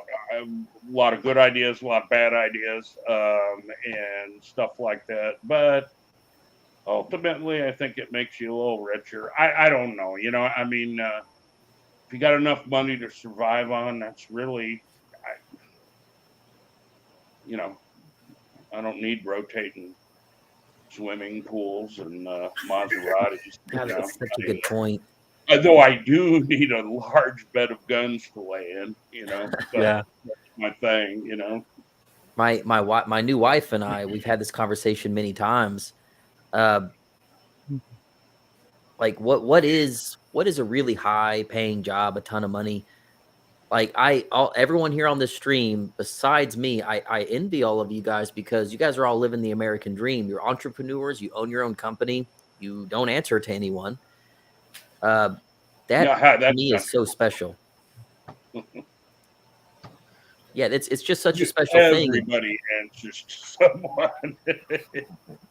It's to me, it's such an aspiration of mine to not have to punch a clock.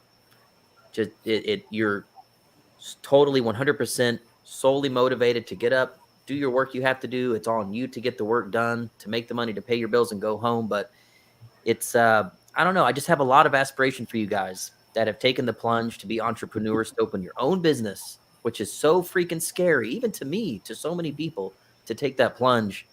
It's extremely, I respect all of you on the stream for doing that. And Mark for doing it so long ago on a platform that so many people told you don't buy this shit.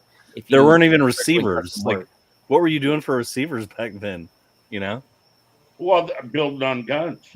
You had guns. You had guns. After the Chinese imports left, and while they were here, there were no parts. I mean, AK parts were the holy grail, you know? I mean,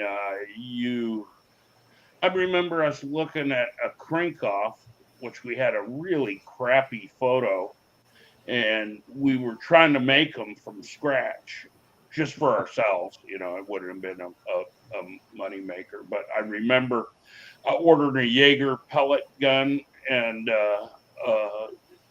realizing that they had M70 not M70, AK-74 muzzle brake, and the castings were all correct, you know, and it was one of those older hammer forged where you could see the hammer forging still on the outside of the com.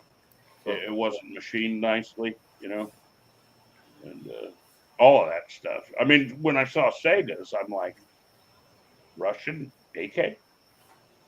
Oh, yeah. You know? Yeah. And so I will say, I mean, we built them from scratch when I was gunsmithing for a long time. Then we went to others. Now we build our own guns on the WBP parts and stuff like that. And I'll tell you, it's one of the best things we ever done. It actually saves time, especially when you have custom things in mind. And you know what you're getting, you know. That's the scary part with kit building, you know. You know, does that old trunnion have 20, 5,000 rounds through it or 5,000 rounds? Yeah. You know.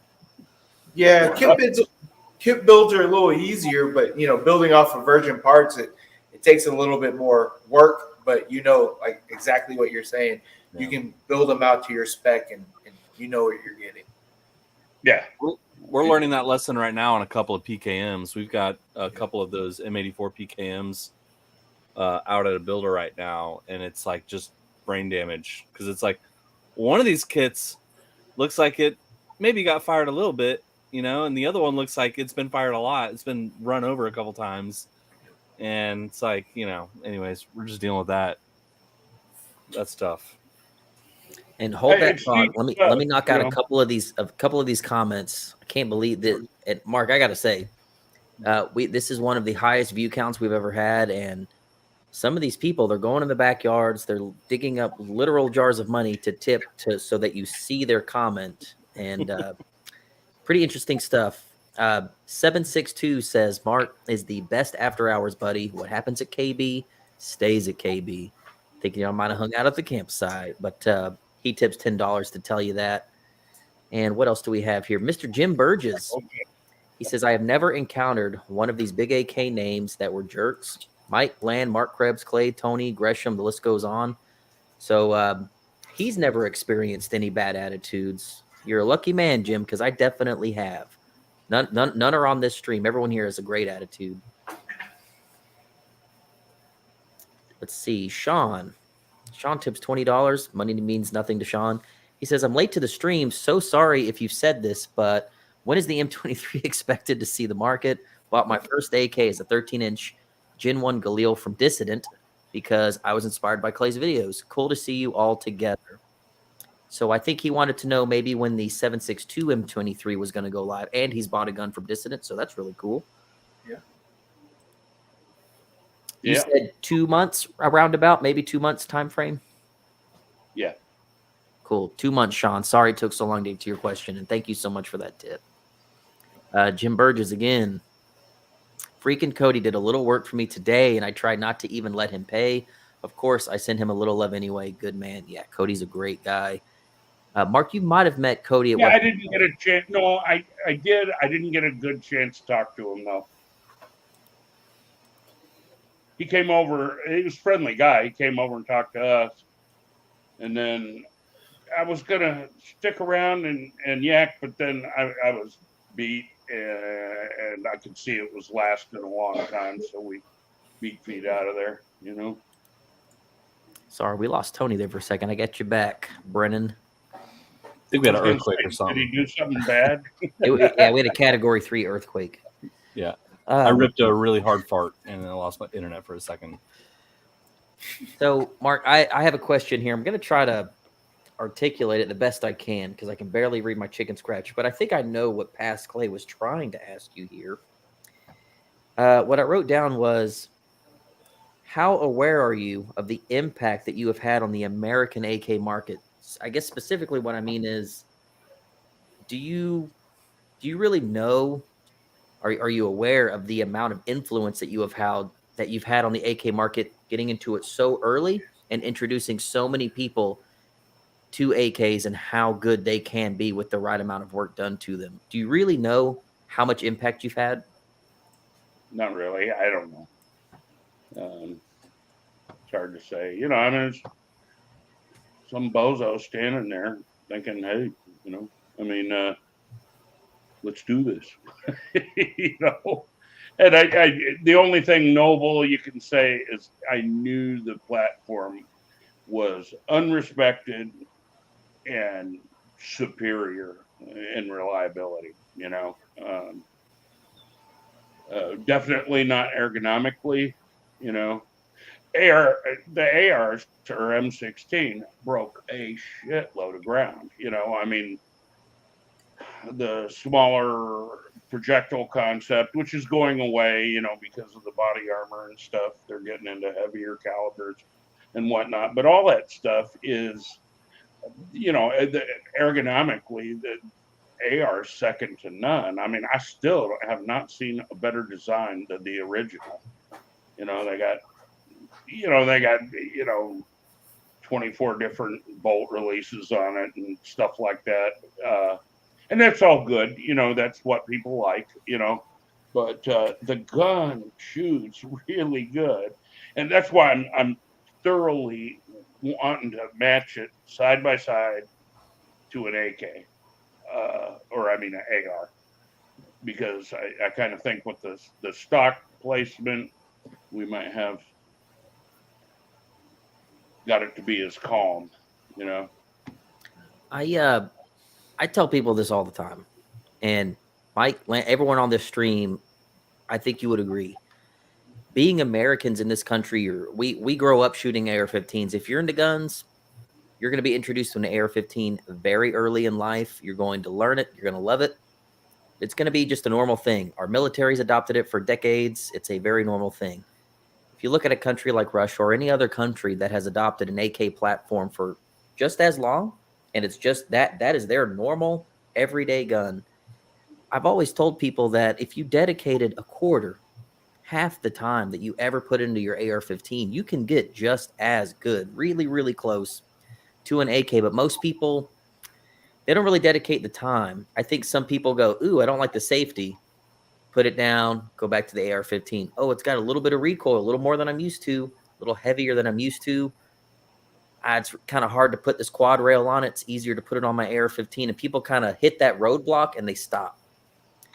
I dare anyone to spend half the time they ever spent on an AR. And it's hard because we didn't grow up shooting AKs. We all grew up shooting ARs. So you're always going to compare it to that platform. If you just dedicate the time with enough training, certain gunsmithing, certain aftermarket products, an AK can freaking sing. And I think they're more fun. I think they're way more fun. Well, shooting's always the deal, even, I'm just making, $3,500 pistols back 30 years ago. And, people will pay for it. It's a lot of work, and, it's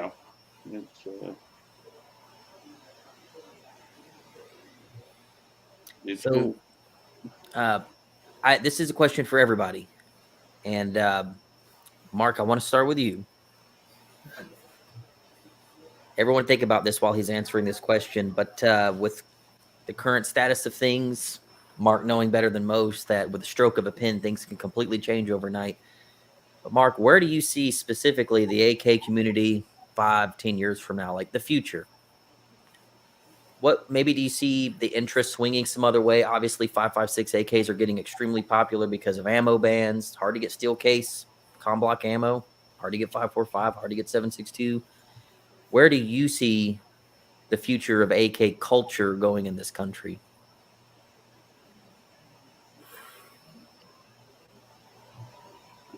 Well, I'd say following what happens. I mean, when the AK-12 came out, it was a very, it interested the crap out of me. I know there's some shortcomings of the AK-12, but and this is the first step backwards they've ever done.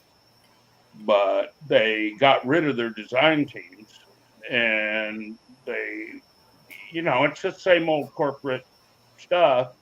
They get a bunch of new guys in there, and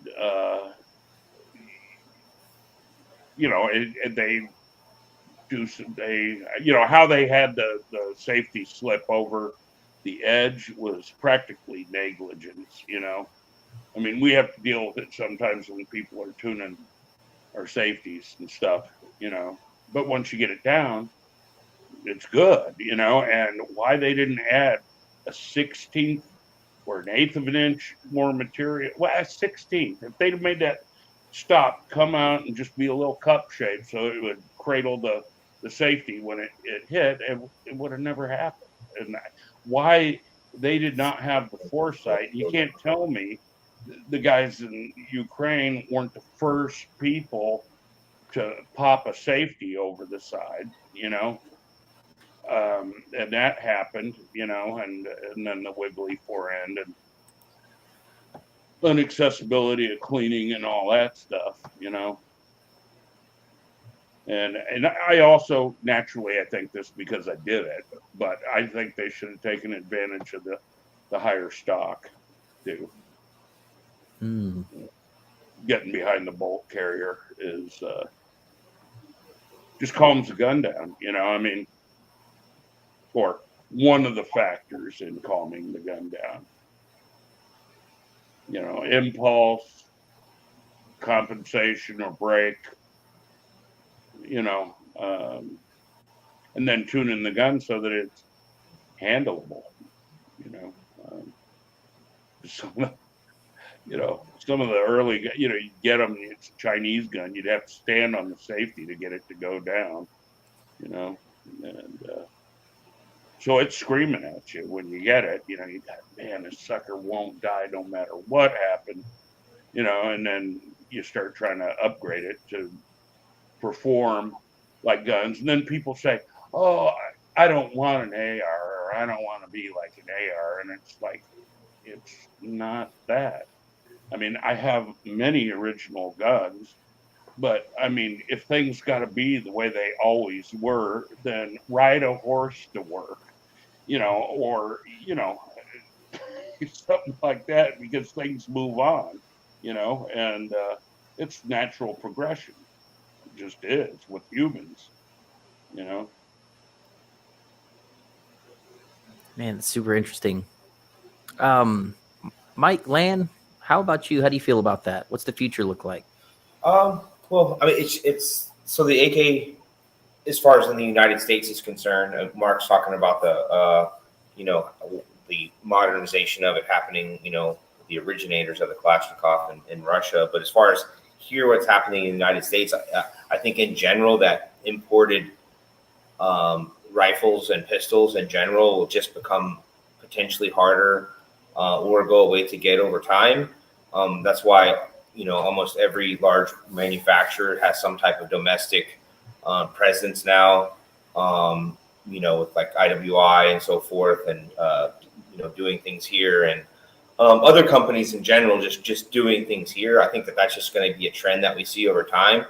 We obviously know there's only a certain number of players in the U.S. AK market as far as domestic production. I hope to see those guys continue to develop their products. Maybe there's more people that pop up, because it is an emerging market here. We are able to still get quality parts from friendly countries at this point in time, but that could be choked off at any point in time. The import market, I feel like, could disappear very quickly, as where the domestic market will be much harder to constrict. So we all have to be prepared for that. Lan and I, we still have, a limited number, but we still have Vepr 12s that we build on today that we were buying, 6-7 years ago. If you don't have a vision on what's going to, what you as a company want to do and what you're going to have access to over time, you just have to realize at any point in time, unless you're the one actually producing them in your factory that you own, that stuff can disappear or it can change, the availability, the price, all those kind of things. So I don't really know. I can't tell you 100% what it's going to look like. I know that we'll still have some. We'll still have access to them. I know that in other countries where firearms have been significantly restricted, there still are gun businesses there. But at the same time, there's been a lot of positive movement with the courts, with the pistol brace. And, I feel like the stuff in Illinois may eventually turn back the other direction. In some of the other states like Washington and other things like that are happening. But I think everyone needs to be vigilant and prepared for things to change instantaneously, or potentially not. You just don't know. That's the problem. But I think that we'll continue to develop parts domestically. Hopefully manufacturing continues to develop and blossom here. Yeah. But as gun builders, for us, we hedge for the uncertainty. That way that we can still build guns for you if things change, guys. So. And like the way we look at, and I don't know if it's just totally being optimistic or, rose tinted glasses or lenses, but the way we look at the AK market and community right now, we've said it before, like last year or the year before, but I think we're hitting a renaissance of it because people are getting into the AK more and more. And so, the fact of the Krebs speed load system gaining light and getting, that light shed on it now, more like that kind of shit needs to be promoted and looked upon, because he was very innovative whenever he brought that back. And in talking with Mark, I feel that it was overlooked because he was ahead of his time at that time. People didn't understand it, right?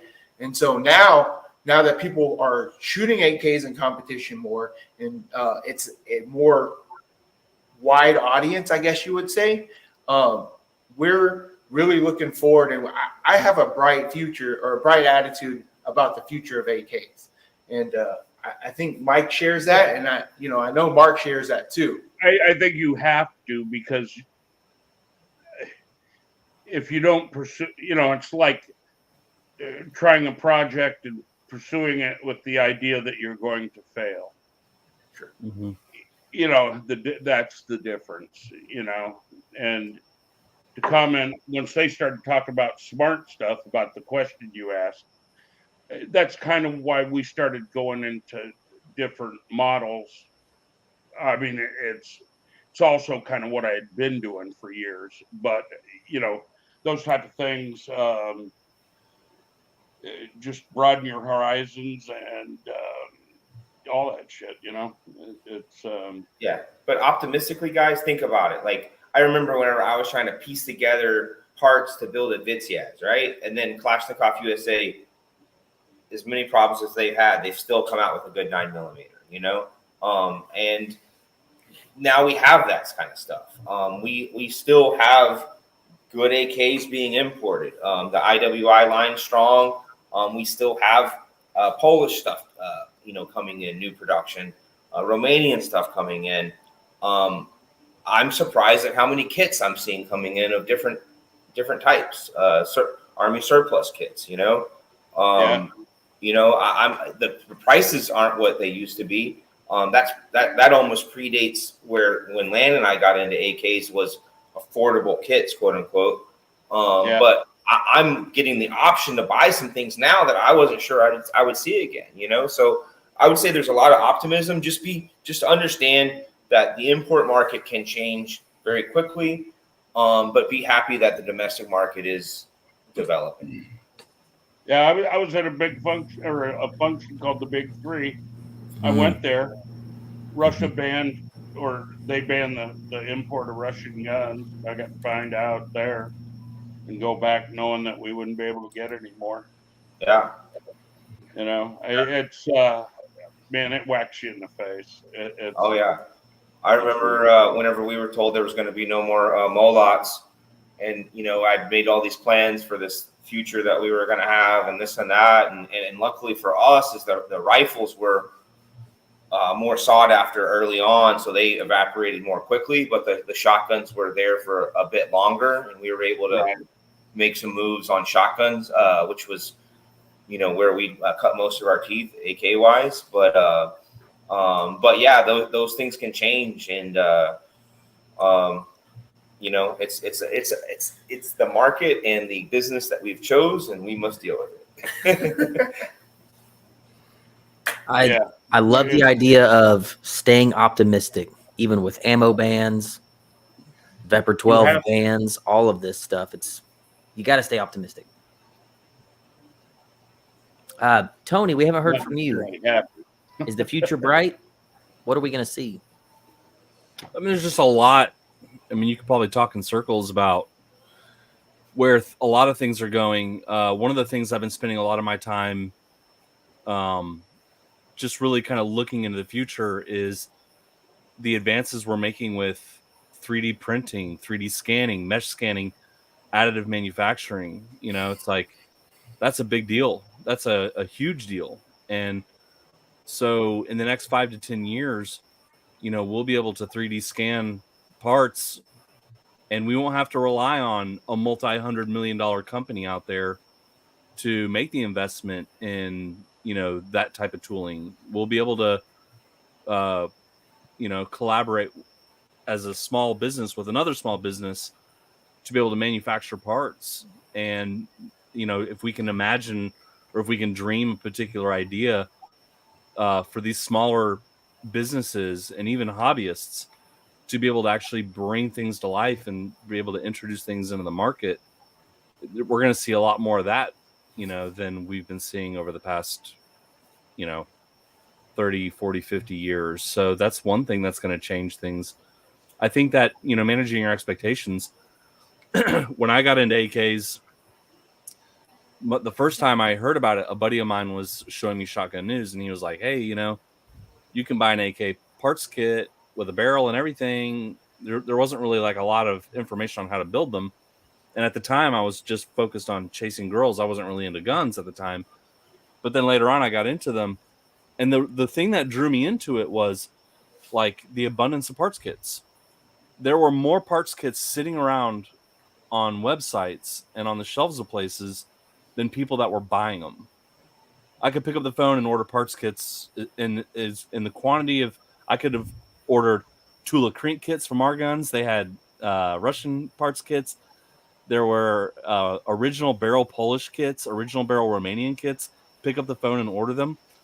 And I think that the abundance of all those parts kits is really what created this, like, whatever you want to call it, this space for AKs to even exist where it is today, was because of all of that. Now here we are. It's changed. The guy that just got into AKs a year ago is having a completely different experience in this community than I had my first year. And I think in order to sustain it, companies like Krebs, Kyber Customs, Distant Arms, we have to keep making things and keep people interested, in the platform. So, I know I just probably said like a lot of stuff there and it probably doesn't all tie together here, but there's a lot of exciting things happening in the way that we make things. There's a lot of excitement and people. I think the other interesting thing about guns in general is I feel like guns are starting to cross over into mainstream a lot more than they have in the past, maybe 15, 20 years. I think that owning guns is becoming a little bit more of just a mainstream idea. We're seeing younger people getting involved in the marketing and the media. So, like, for example, when I first got into guns, the websites that you would go to buy gun parts or whatever, the websites looked like they were built in the 1990s. And now we've got websites that are like, really advanced. You can go buy gun parts and you can chat online, with a rep. Like, there's just so much new technology that's being introduced to the firearms, community. So in that respect, I do see just gun ownership in general becoming more mainstream. People, you don't have to only be into guns. You could be into cars and all kinds of things, but also be into guns too. So I don't know if that contributed anything of any value there, but That's actually the only intelligent person talking. No,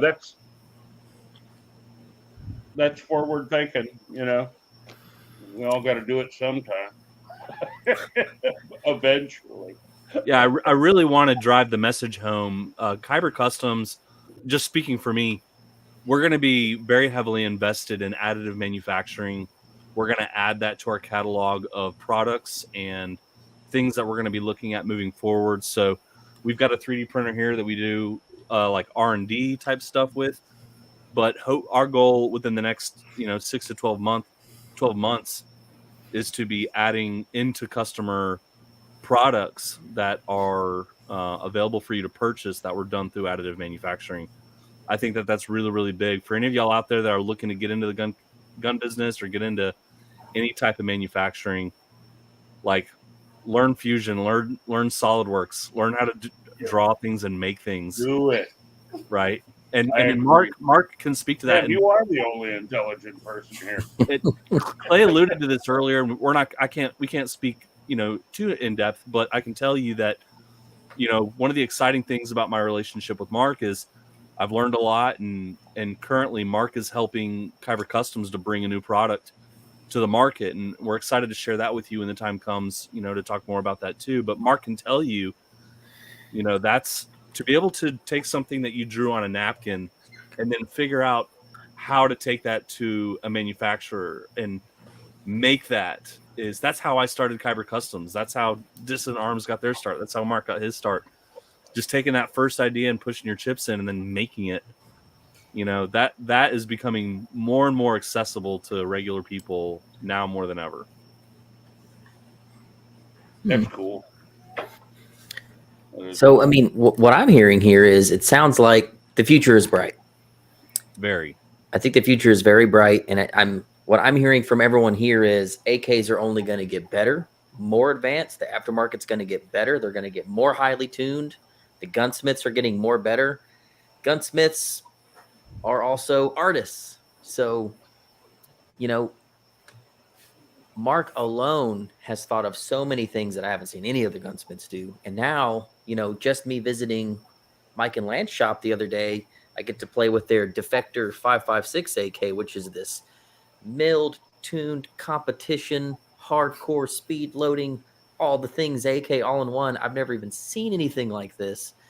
So just when you think we keep losing certain imports, keep losing certain ammo, I personally am seeing the AKs become more advanced in America. American AK gunsmiths are doing more than what Russia is doing with their AKs with like the full military backing. The best stuff's coming out of America. The best aftermarket, more forward thinking, the best builds. Here, all the best AK stuff is coming from America without question. And it's only going to keep getting better. It's funny because I remember we were having a conversation with someone recently. And it's like over here, we want all the shit that they have. You know, we want all the Zenitco, we want all their stuff. But over there, they want all the shit we have. Yeah, they want MacPool. MacPool's like Zenitco over there. Want, but they cannot have. We have some Russian IPSC friends, and they'll ask me why he doesn't get why we have the interest, and he was like, it's so boring. It's such a boring platform, and I'm like, you think it is? And I was like, but for us, but they're getting all excited about the AR over there too. So it's a crazy switch. Yeah. Right there. Well, they got all that. You know, like I said, Stoner was a smart kid, and then you know the whole modular Picatinny system, which I was not a fan of in the beginning, but it just does too much for you. You know. Yeah. I think sometimes there's too many of them on there, but whatever. Run it the way you like it. That's right. Well, we have blown past the 2-hour mark. We still have a metric ton of people watching and commenting. This is a huge still even after 2 hours and 16 minutes, Mark, we have one of the highest view counts that we've had in a long time, and that is because of everyone here on the stream, because of you, Mark. So still, people are extremely interested. Mark, I don't want to keep you up all night, so I was thinking we're drawing towards the end here, and I know there's someone off camera that's ready for you to go to bed soon. So I don't want to keep you up tonight, but I was hoping for some closing statements out of everyone, and I want to end on Mark, but starting with Tony at Kyber Customs, this has been honestly a dream live stream for me to have the whole Kalash Bash team here and to have a gentleman here that has influenced all of us more than he knows, more than he's probably willing to admit, and a lot of people in the comments, gunsmiths, other people out in the world. Mark has had a huge impact on people for decades, long time. Tony, how have you enjoyed this live stream? Have you enjoyed Mark? What's going on with you? What's going on with your Instagram? Just hit us with some closing statements. Well, first of all, I have a 4K camera, and what I'm seeing, on here on my computer looks really fucking good. But then when I look at the YouTube, it looks like I'm on a potato camera. It looks so bad, Tony. I don't know what happened with the camera situation, but I just want y'all to know I am making an effort here to improve the video quality of what's going on here. I don't know why it doesn't look good for y'all, but we'll get it figured out. Kyber Customs, kind of just we're doing our thing. I think the biggest thing right now for Kyber Customs for us is collaborations. We're working with a lot of companies out there to bring new products, like collaborative effort products, to the market that are exclusive to Kyber Customs, Molotov Manufacturing. And Clay and I were on a call today with Third Pin Threads, working on a collaboration with Third Pin Threads and another bad to the bone vendor out there. I think that's really what's over the next 12 months you're going to start seeing from our brands is a lot of collaborating. The project that Mark and I are working on, just a lot of really, really exciting things where people with a lot of people with great ideas are starting to work together on things. So that excites me a lot. Kalash Bash, if I could just really sum it up in one sentence, like for me, Kalash Bash is the celebration of all the things we're working on. So if you haven't been to Kalash Bash, definitely go check it out. If you have already been and you're planning on coming back out, thank you so much. I think this year we're expecting over 1,000 people out on that property. It's going to be an absolute fantastic time, and we're excited that it's coming back to the spring. Weather should be good. The range owners out there are excited to have y'all back out there. It's been over a year since, at the time, it'll be over a year since we've seen y'all. So we're definitely due for a big party. So thank you to everybody who tuned in. Thank you for the support. Make sure that, everybody here in this chat, that y'all are following on social media and staying in tune. The MK23 that's coming from Marc Krebs. Mark, you better believe we're going to have one of those here that we're running really, really, really hard. We're really excited for that. So thank you for joining us on this live stream as well. And of course, Dissident, Mike and Lan, y'all the homies. Y'all are probably going to start seeing a little bit more YouTube content from Clay and I out on that property out there with Dissident. So those guys are probably going to become more familiar faces if you're just now starting to see them. So oh, that dad trip. That was the mullet was on fleek. Hell yeah. Actually, I don't even like them, you know. That's all I got, Clay. Thank you again for having me. Thank you, Tony. So, these bad Larrys over here. Mike, Lan, thank you guys so much for being a part of this live stream. And I have thoroughly enjoyed so much of working with you guys over the years. You guys have done so much for me, helping me become a better competitive shooter, helping me out with a pistol because you were tired of seeing me get my shit pushed in at pistol matches, so you let me borrow a pistol. That was very nice of you. And the matches that you put on are second to none. I'm so proud that those are the matches that are at Kalash Bash. Those are the matches people get to experience at Lethal Weapons. And your guns are freaking dope. So let us know, how have you enjoyed this live stream and what's going on with the future of Dissident? Well, we've never done a live stream before, so this is our first one, and we appreciate you inviting us on, and we had a blast. I mean, just to hang out with you guys, basically learn to know y'all over the years, and then to get to meet Mark and learn, from him. It's really been, I mean, kind of the pinch me, I'm dreaming moment, but it's really an awesome thing. Yeah. No, I super enjoyed the live stream. Obviously, hanging out with all you guys, Clash Bash team, being able to talk with Mark here about everything he's got going on and we got going on together. And then like from us guys, what you're gonna see as Tony alluded to is in the Spiker video that Clay put out recently was out here at the Dissident Range. Lan and I were, longtime friends and business partners. We moved our business and onto 50 acres. We built a range. We're able to shoot out to 600 yards. We also have a trap field for shotgun shooting and patterning board and slug shooting. And then, as you're seeing right here, we have a 50-yard bay that we're able to practice in, become better shooters. Also, a ton of content, right? So.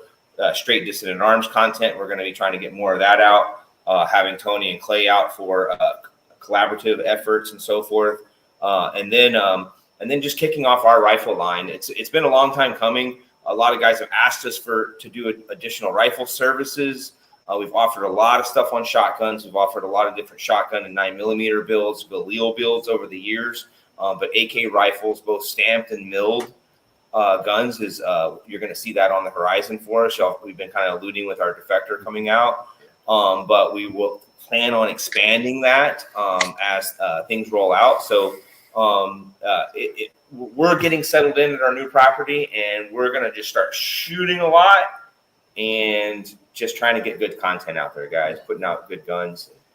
Thanks for having us. And real quickly, and Tony, he said a very important word to us. It's collaboration. And so, the space is there's a lot of space out there. And so what we are proud of is we're able to collaborate with, the top brands and obviously people that are well regarded in the community.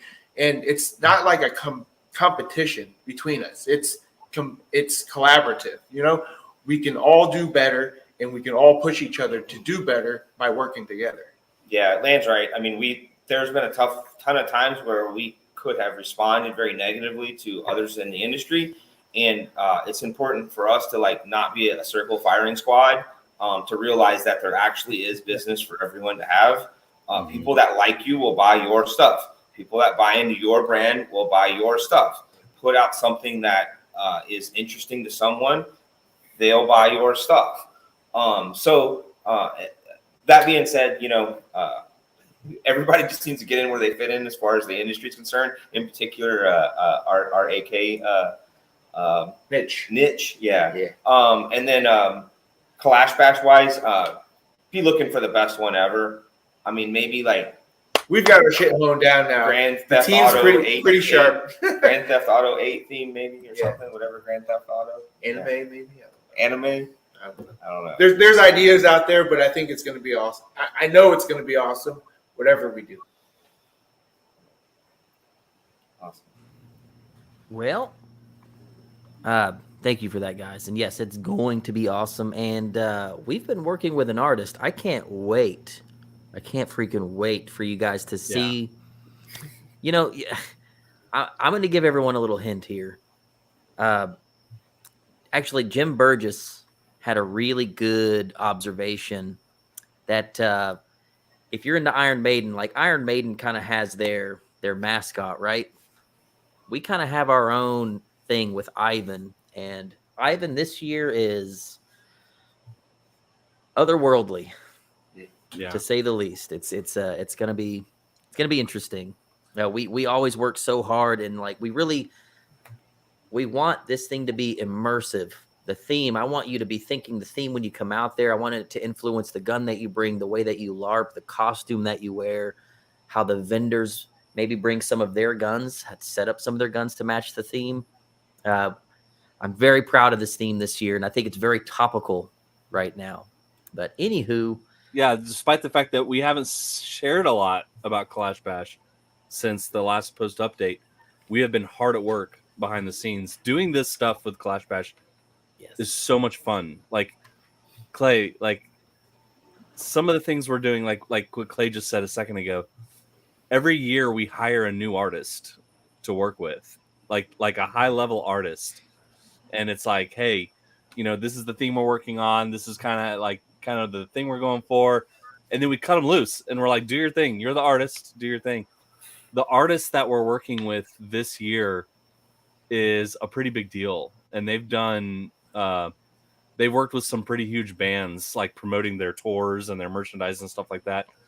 So this is like kind of a big deal for us, and I think that's all we can say right now. But there's, you know, like Mike and Lynn said, just be prepared. This is going to be a very, very wild Kalash Bash, and of course, Mr. Marc Krebs is going to be there. He might even come give you some words of encouragement while you're running your stage, since he's a freaking big time competition guy. So ready. Okay. So on that note, the star of the show tonight, Mr. Krebs Custom, Mark. Thank you so much for dedicating the time. I know, like you said, we had to move mountains tonight, and I appreciate everyone there in the house tonight for allowing this to happen. We are extremely appreciative of that, very much so. So make sure you let her know we are very, very thankful for this. Okay. And thank you, Victoria. Yeah, thank you so much.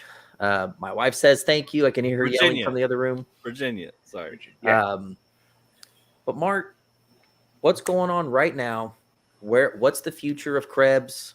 What do you want people to know about right now? Obviously, go follow everyone on this stream. Rachel, start dropping those links, their Facebooks, their Instagrams.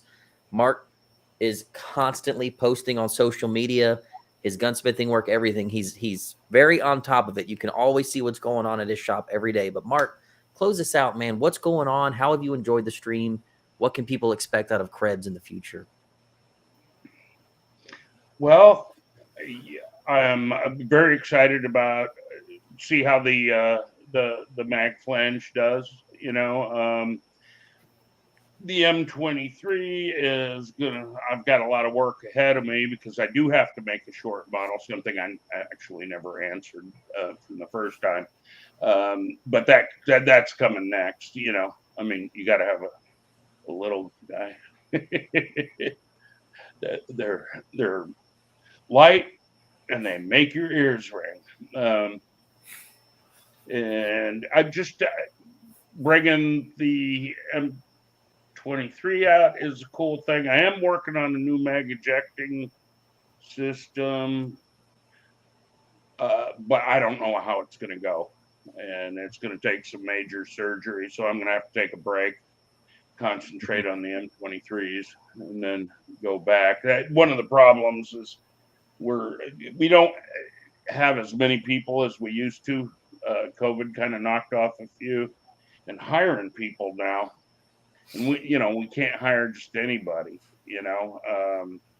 is a real bitch, and because all that, but just taking the gun where it can go, and if I can, that's all I can think of to do. That's not just doing crap to do it, and that'll hold me over for a little while. But something will start bugging me, and we'll go after it, So, and then I would love to do more stuff like with Mike and Lan.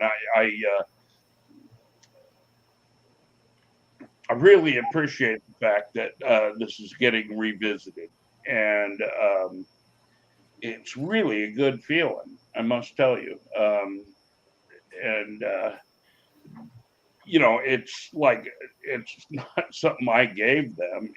I mean, it's not easy putting them things in, and to have other people that are morally centered, easy to talk to, and actually know what's going on is a treat, and a lot of people out there, get adversarial about it. And like those guys were saying, there's room for everybody there, and including whole gun companies, and seeing American guns come up. Everybody should support that. As much as they can, and also one thing that's nice that is encouraging along those same lines is American Ammo Company's been taking it in the shorts for years because of the import ammo, and ammo plants have been dropping off the map, and the military and the commercial market make a lot more things possible, even for the military, and the fact that we're switching to American-made ammo more is really a good thing. I mean, I know it was great to have a dump truckload of ammo for X amount of money, but if those ammo plants ain't there, we ain't gonna be here. I mean, it's just a fact of life, and help your bro, as much as you can. At a certain point, you have to cut it short. I mean, you're guarding your castle, but people get way too. It's like they're afraid to talk, and typically the guys that treat their stuff like rocket science aren't all that impressive anyway. And so, I mean, it's just something that supporting American companies, the new AK, it's like when Century came out, I realized, with the RAS and all that, it was like people wanted them to fail. And that kind of attitude was, I thought, I guess it's from, the European imports, and, this is what they know and stuff like that. But the ability for America to actually start manufacturing this stuff quality, and I'd say Kalashnikov USA, they've had a couple of problems, but they've really come out with, a gun that's gonna, with as much experience as I have with them, gonna hold up. I know they had some quality control issues a while back, but they're back on track, I believe. And just pro-American made stuff, and I'm not talking about not liking another country or anything. That it's all about positive, because if, like Mike said, it's all going to get the imports could get knocked down like that,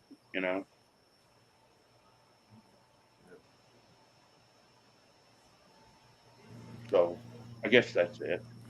and my wife's loving me now. Actually, Yeah. The trend is that things are getting better.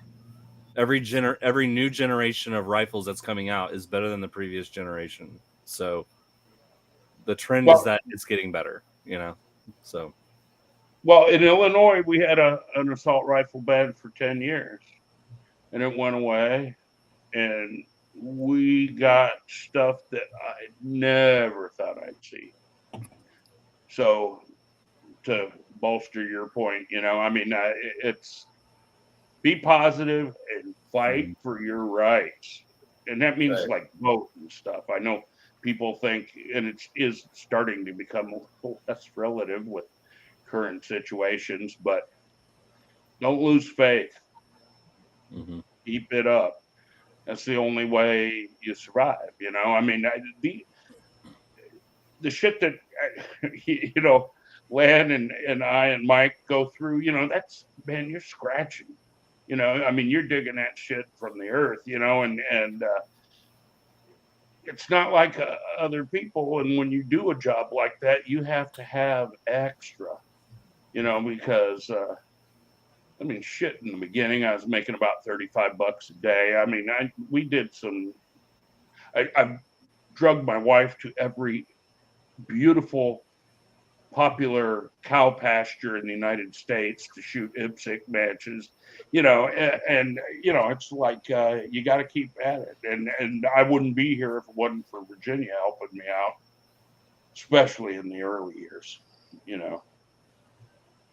But anyway, well, I'm very proud that we're all here. So this is really cool. It is cool. Yeah. Well, on that note, I think we all owe a big thank you to Mrs. Krebs, Virginia. Thank you so much. Krebs wouldn't be here without you, and he wouldn't be on this stream without you either. So thank you so much for all the help that you offered and allowing him to do this. I hope we see her at Clash Bash again. Oh yeah, it was so cool. So cool. Yeah. And I'm assuming a lot of questions didn't get answered, but I'm afraid to tell them to. Well, send in. I'm open to answering questions. I help guys out with builds that they're doing that got nothing to do with me. I've got to kind of manage my time a little bit, but it's not all. Mark, if you see him flying down the Khyber Pass on his four-wheeler, flag him down. He's open for questions. Go. That's the best way. Well, hey, I can hear Rachel laughing in the next room. It's delayed, so she laughs like 30 seconds after we laugh. Anyway, thank you guys so much for doing this. I know we're way past 10 o'clock. Glad we did this on a Friday, staying up late. Hopefully didn't cramp everyone's style too much. Still have way over 100 people watching, even in this late hour. Thank all of you for watching, and thank you to everyone that dropped those questions for Mark on YouTube days in advance. Thank you so much for all the people that tipped. We know money is nothing to you guys. We get that. Thank you for reminding us all. Mike, Lan, thank you guys so much. It's a pleasure working with you. Can't wait to film that next meltdown. I'm so excited for that. Oh yeah. Tony, as always, my main man, best man at my wedding. Very, very one of my best friends. And Mark, I'm glad to call you a friend now. And I'm so privileged to work with your M23. So privileged to work with your speed load system. I'm just privileged to know you because I was a young 20-year-old looking at your guns way back when, wondering how in the hell am I going to afford this thing that I don't need, but I gotta freaking have it. It's so cool to know you now. So thank you everyone for being a part of this stream. You guys are bringing me back to life. I really, you guys are helping me out a lot. So it's very cool all the way around. And before I start crying, let's get out of here, okay? Let's go. On On that note, we'll see you all later. Thank you so much for watching. Stay tuned for the next live stream. Who the hell knows who we're going to have on, but maybe Mark will be maybe he'll be on another one later. So thanks so much. Sure. We'll see you all next time. Bye-bye. Take it easy. Bye. Love you. Bye.